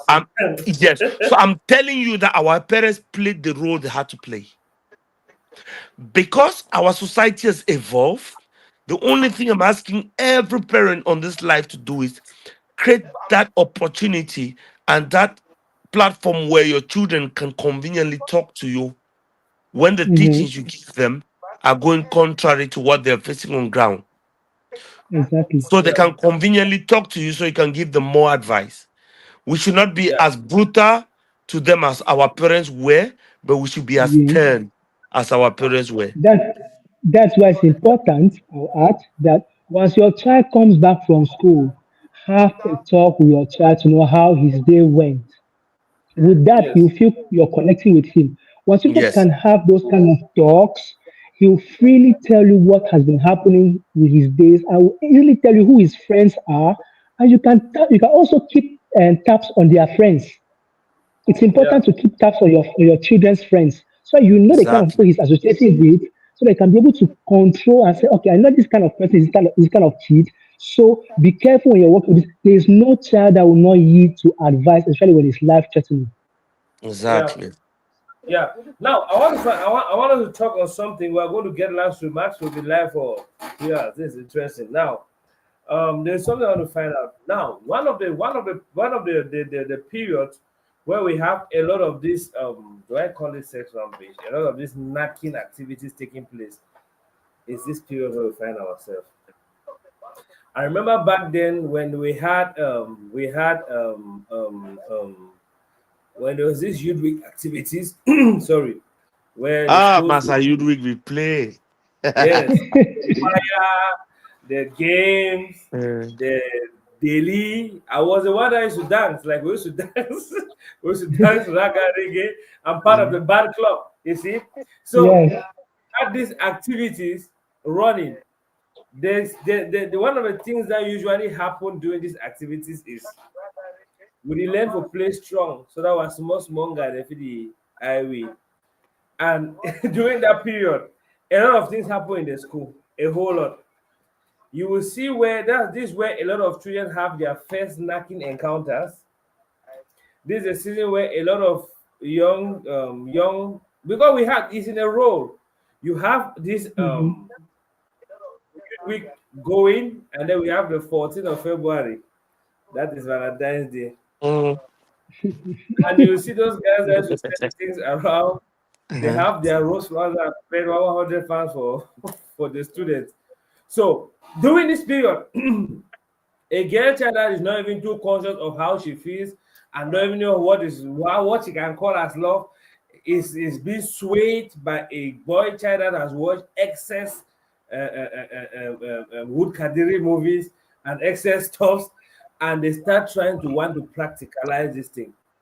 What can we tell our youths during this period? Because I'm looking at this last night. A friend of mine, I was out with some of my friends, and up to around 3 a.m., you could see youths in the, I mean, that neighborhood. They were out active. I mean, they are active. I'll be like, ask my guy how he owns a club. I'm like, bro, how did begin a flop for outside today? So now it's the apple. You look at them because the funny thing with the female child is when they put on wigs, they put on those hairs. You never know which one is a child and which one is an It's adult unless you go Yeah, close. yeah, exactly. yeah, you're right. You see them everywhere. You want to go close, you see they are small children. I'm like, bro, where did this stop? Because oh, now you week, and I'm like, ah, okay, 11 and all those activities. The funny thing is, some parents they left home and some of their parents know. Some took their father's car, and I saw a CA. You could tell it's their father's car, and they were Hmm. turning around and trying to drop. Sometime some years ago, one took their father's car and went and made an accident, and I think two of them lost their life also. So this is something that is recurring in this period, during this period, this youth period, where they dance daily, they go to school, they are not actually in the classroom, but they are engaged in social activities. Some small boy is telling a small girl his mind, shoot your shot, play your strong, and finally they go for backside. Some other ones are learning how to smoke something, and all of these activities are surrounding this area. How what advice can we give the youths in this era, in this during this period, and what safety tip could be a take-home message for them? Mm. Versace. Okay. I just saw someone's comment online. I want to start with that person that said, "I'm struggling for the fact that you should make your kids your friend." I just have a take-home message for you, please. I don't know the name. Her name Is is this Andin Melvis. all right? Yeah. I want to tell Andin Melvis, just pick up your dictionary before the end of this life. Differentiate. Take a pen. Define the meaning of friendship and define the meaning of parenthood. Then you will have a thin line between friendship and parenting. You know what parenting is about.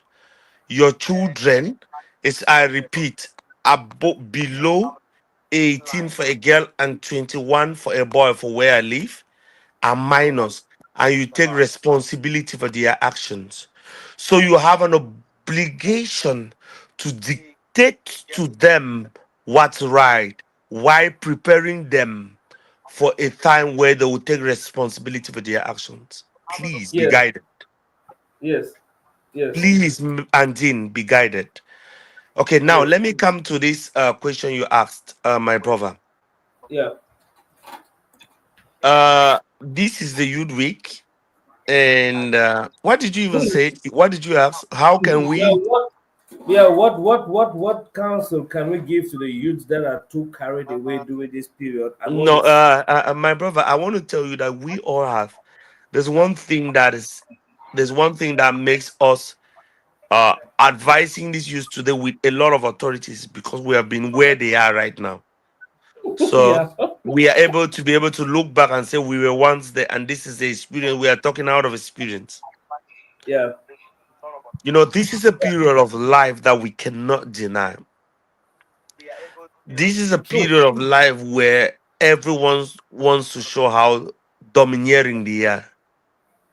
true. This is a period of life where most of us, while we were in school, we even got into activities of smoking or doing this or that because we wanted to show our mates that we were big boys. It was a symbol to show that I'm a bigger guy than you are. Yeah, Mhm. true. It was a symbol to show them during this youth week that when you were a youth this time, especially when you were in the dormitory and someone sends you a frame and they come and deliver you tell a passer, you tell say man God send me Valentine, you're a big boy. You get Dito. your boys Yeah, start looking at you, you flex. understand? You get the point now.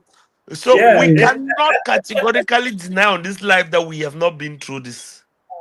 yes, But then, as parents that we are today, like I told you, my first daughter is 19, we can only use this opportunity to teach them that this is where we have been through, and these are the advantages and the disadvantages.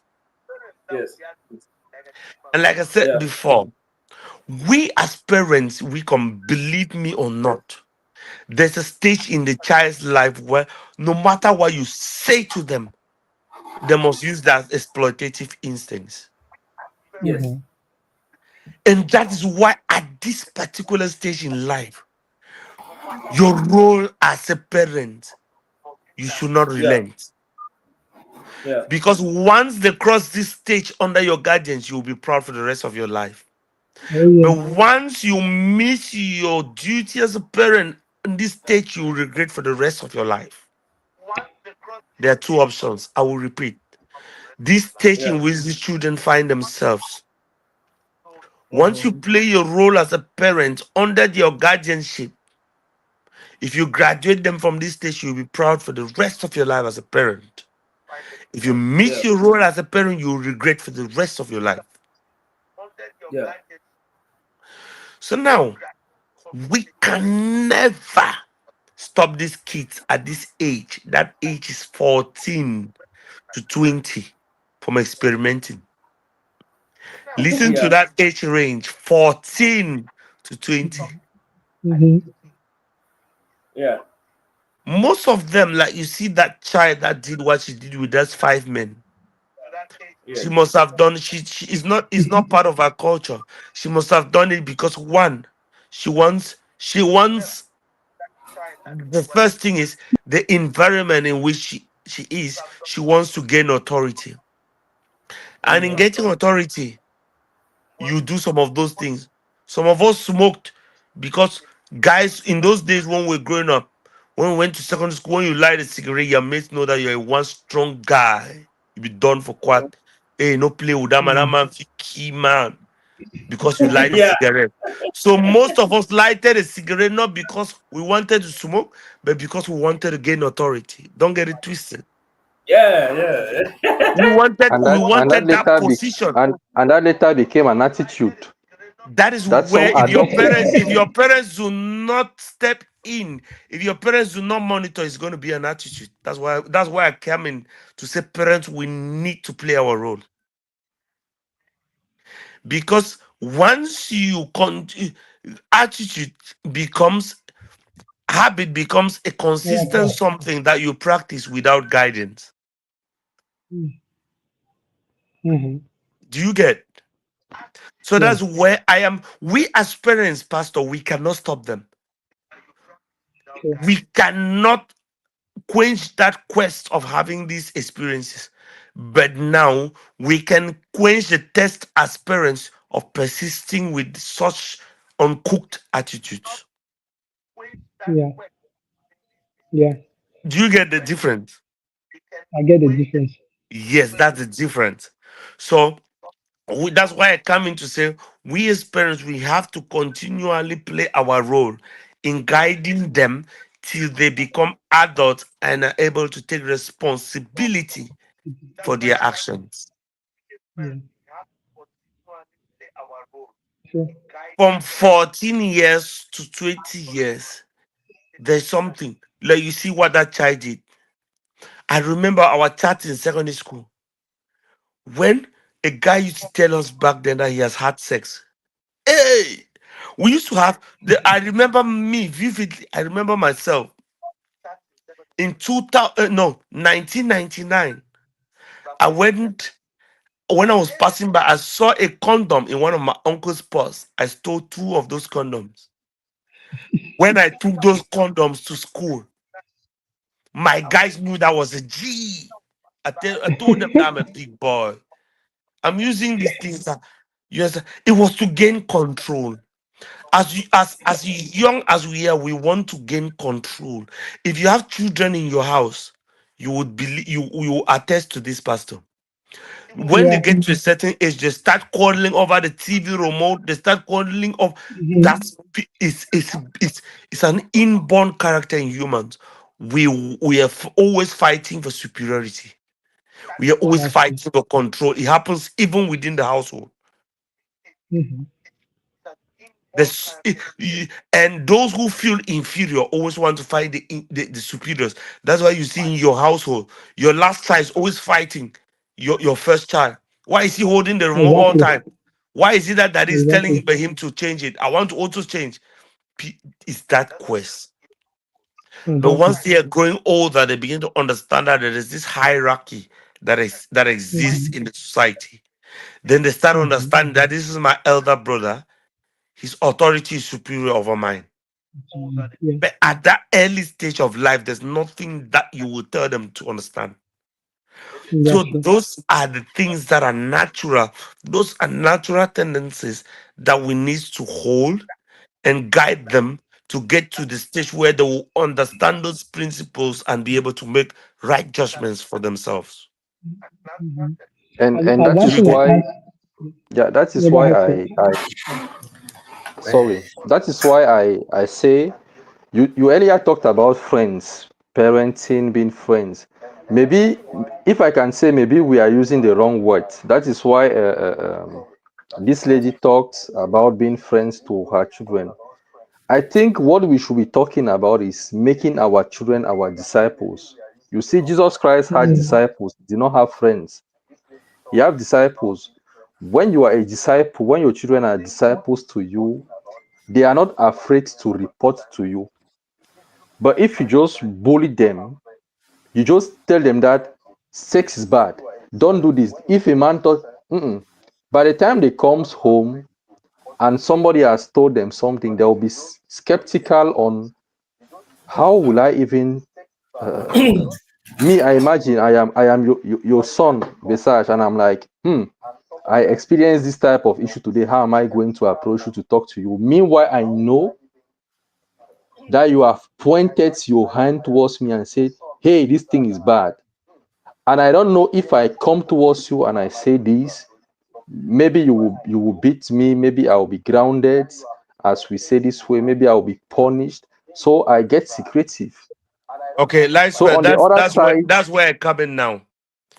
There's a thin difference that we parents in Africa we have not understood about not being friends with our kids and raising our kids with love. Once your kids feel that warmth as that you give them, the love you need to give them as a parent, they open up to you. Love your kids. You can love your kids. You can raise them in all love and affection. I'm telling you, take your dictionary. Friendship. That is why I am talking about the issue may be because we are not apprehending this notion of friend, the word friends. That is why I Okay, brought the yes. word No, yeah, discipleship, yeah, you're right. You that means you making and I your are on the children same your track. disciple. Yeah, we're on Yes. the same track, but it is the You use of the word friend when you are that brought friends, in that when problem. when you are friendship is that which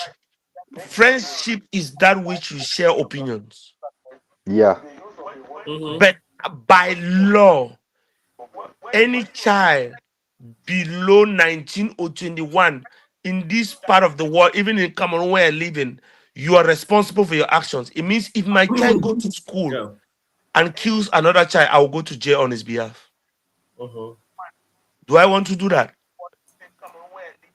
Do I want to go to jail because I didn't raise the child well? No, definitely no, no, no. No, no, no. I won't want that. So there's a difference here when you show your children are in quest for affection, and that's why we see children. You might be the biological parent of a child, but that Mm-hmm. nanny that shows that child's affection more than you do. When you two stand, that child runs to your nanny. Yeah.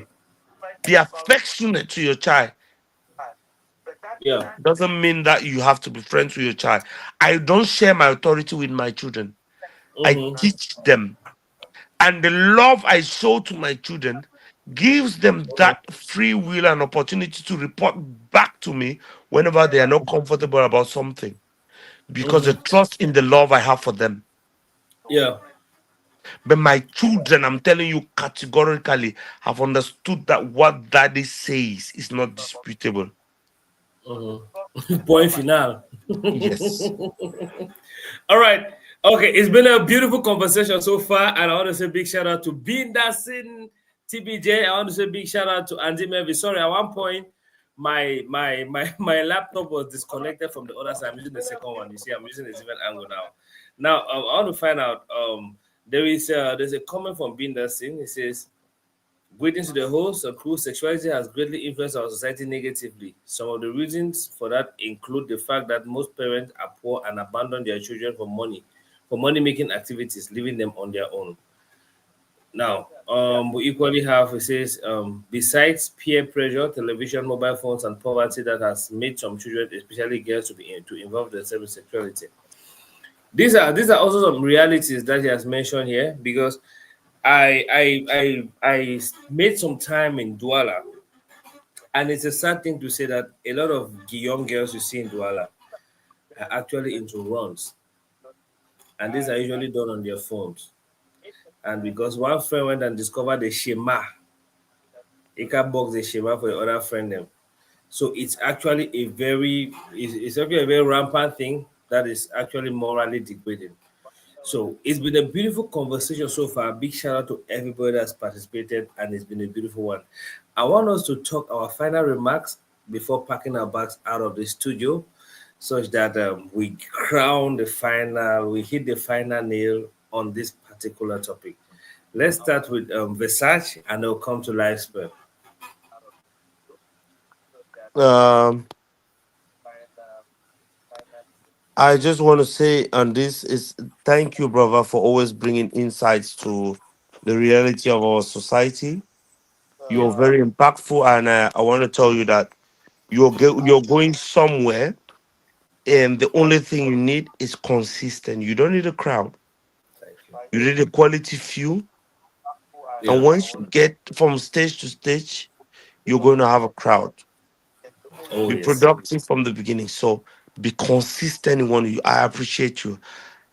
I don't join live, but I have joined two lives in my entire life. You and Wow. Coach B, because I've seen Wow. how impactful they are to the Wow. people to which we are talking to. I appreciate you. I really appreciate you, brother. and I'm looking Thank you so forward much. Thank you so to much. see you in March when I get to Cameroon. Oh, yeah. All I have, I told you that Congratulations. before. So where Yeah. all I have to say is, like I've said before, parents, especially during this youth week, Yeah. we are not in any position to please our children. Yeah. God, who is our Father in heaven, does not care how we feel. He has given us 10 commandments which we must follow. Mm-hmm. That's parenting. Yeah. Let Henrietta on the comment section understand this. Yeah. Parenting does not involve how you would feel. Yeah. So many times I am married. I've seen a girl outside and probably Mhm. loved. I've probably seen someone's wife, and she was beautiful, and I fell in love with her. But Yeah. God does not understand how I felt at that moment. God has said in the Ten Commandments, He said no for me. That's Yeah. parenting. And as parents that we have learned and gotten inspiration from the Almighty God, if you have not understood the difference between parenting and friendship with your children, it means you have lost it all. Parents set rules, like God has set rules for humanity. Parents set rules, Yeah. no matter how inconvenient those rules are to your children. The goal is it going to help them grow to better people? If it's a yes, those are the rules they have to stand by. Thank you. Yeah. Wow. Thank you so much, Versace. Thank you so much. It's always a very beautiful time. Last spell. What final words do you have to say before pack our bags out of here? Okay, thank you. I think this topic is a colossal topic. It is not Yeah. a topic to take so lightly.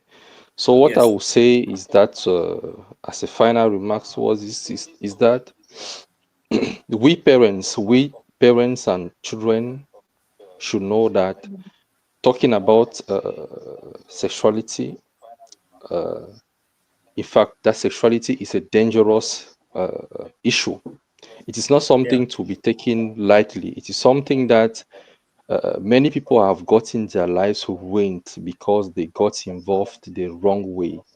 Yeah. Many families have gone down because of lack of good and healthy information concerning sexuality. So Mm-hmm. there's this issue we are into Youth Week now. There are many Mm-hmm. activities happening everywhere that bring together youth from different angle. What I would Mm-hmm. like to say to those youths is that you people should know that sex is something dangerous. You don't get involved into it if you don't know it.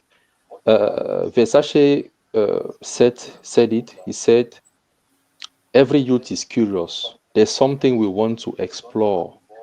We want to try and check that if we Mm-hmm. put gear one, how will the car sound? If we put gear two, Mm-hmm. how will it sound? If we put gear three, is it that reverse? If we try to accelerate and pull up the handbrake, how will the car behave?" We have Mm-hmm. this curious mindset of like wanting to always check. Mm-hmm. So what I will say to parents is that uh, we don't need to be friends to our children, and we should not be friends to our children, but we should be we should be leaders and make our children to be disciples to us. And this is Yeah. what we fail to understand. Discipleship and friendship can be similar, can be Mm-hmm. seen to be similar, but it is not similar. Mm-hmm. Disciple your children to the fact that they follow what you tell them, they follow what you do, they follow your religion. When I say religion, I mean your doctrine at home, what you teach them, what you educate them. So what I will still say is that the society today has evaluated, has updated. It is not like our societies in the 90s. Mm-hmm. It is not like our societies in the 2000s. So today, I think that we should use the modernity to our advantage.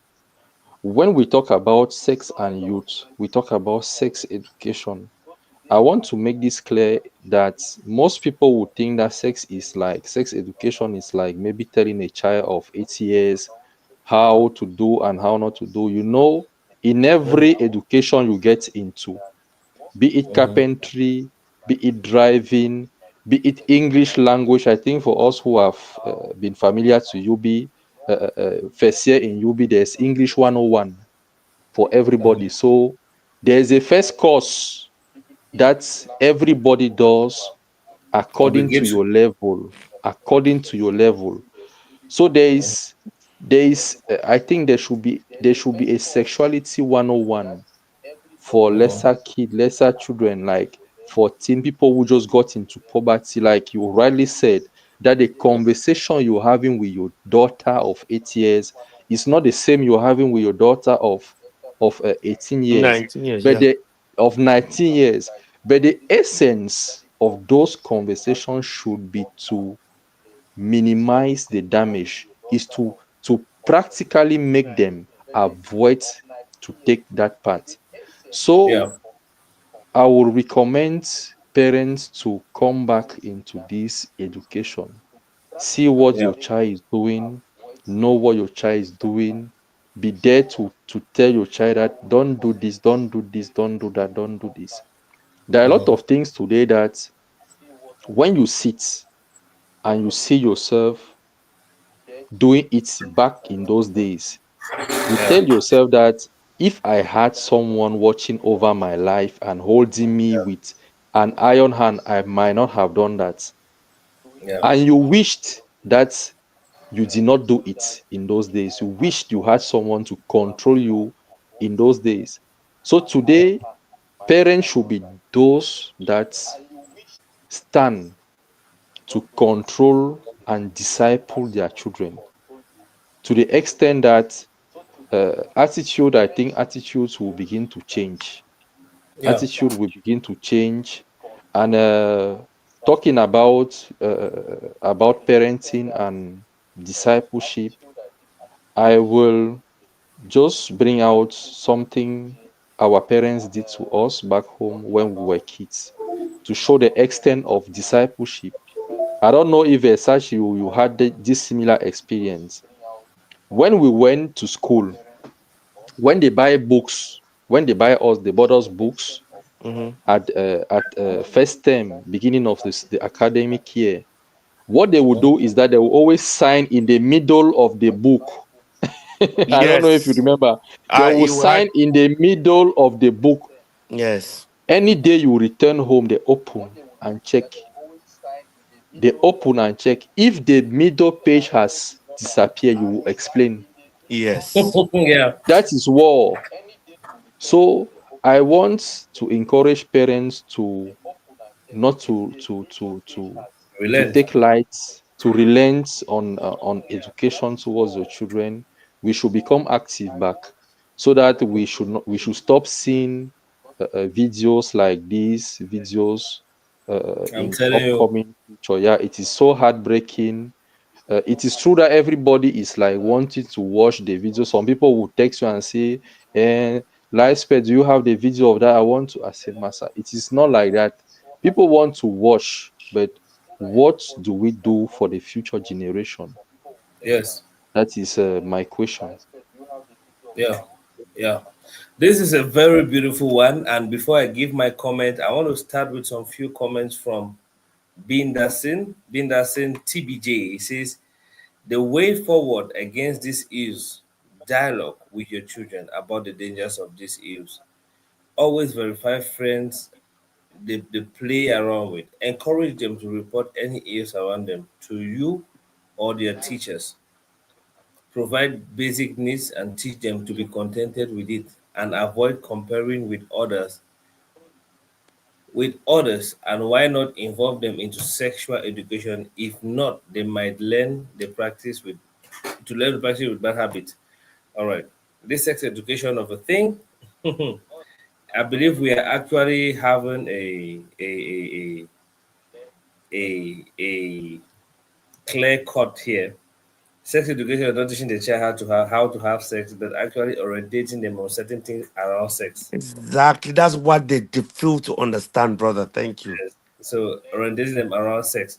Now we'll have this one from Isaiah says, "This is Africa." In the issue with Africa is we use the modern items without using the regulatory of those things. We use free app which bring ads, but the paid version ads is ads free. And we know all those ads are unwanted items. I'm telling you, you sit and you get free ads with actually very unuseful content or irrelevant content that might give negative feelings. Now, this topic has been brought and we might elaborate some other details maybe sometime, but today has been really wonderful. I want to say big thanks to Versace. I want to say big thanks to Lifespay. I want to say big thanks to Coach B and everybody that was here as Pastor Azay. It's been a wonderful time as usual. You know, it's always a beautiful moment when we connect like this and exchange ideas. It's a conversation where we exchange ideas and enlighten ourselves. So when it comes to youth sex, I think the number one priority for every youth is actually to get a life before thinking about sex and the many things that will come, the unwanted pregnancy, the STDs, the all the challenges that will come with it. One pregnancy can transform a girl's life. Let me not talk about a boy. Like Versace will say, it's a man's world, and we, no matter how you argue, you It might argue and is. win that argument, but you will not change the fact. It's a fact. It's a Yes, man's you can't word. change that fact. It's a man's world. So when you get pregnant finally, your life has to be on standstill for the first year, which you're going to carry the baby. The next year, which Second you're going to even, be a see nursing. third. Then the Paper. third, before somebody might decide to come to assist, maybe a mother might come to assist you with a child. Okay, And bring the child sometimes to it me. depends. Sometimes it will depend on your parents' financial background to Yes, know if you'll be able to resume school immediately, yes. or maybe even never. They will send you to learn handwork, and that Thank is you. that Because is all about you. this is Africa, and we're in a society where when most girl children, when most girls are they take in, the parents are usually very disappointed to the extent that most of the time they don't really want to have anything to do with the child. They disown the child. You see, another time I always say it's a good thing, but look at that reality from that angle. What if your dad says, "I don't want anything to do with you"? Somebody who has been paying your school fees, you have to live at the mercy of your sisters or your brothers. What if you don't have one? So these are things we should be conscious about. It's not just about the pleasure, but looking at the realities that come with it. So if you have to have a pleasure, you should do it right and get a life. You should be focused on studying, focus on building a career, focus on making money to make a life, and then you can freely enjoy the thing when you're married as much as you want. I understand that there's another part of it that is a pleasure, which is not all about marriage. But when you are ripe enough and mature enough, you do it right, the correct manner. All right. So Amosi was a great time, and I want to say with this, we are going to wrap our tents out of the studio and wishing you all a wonderful night and a wonderful day, depending on where you are. Okay, see you on next week, Sunday, 8 p.m. We're going to announce the topic within the week. Thank you all. Thank you, brother. Thanks.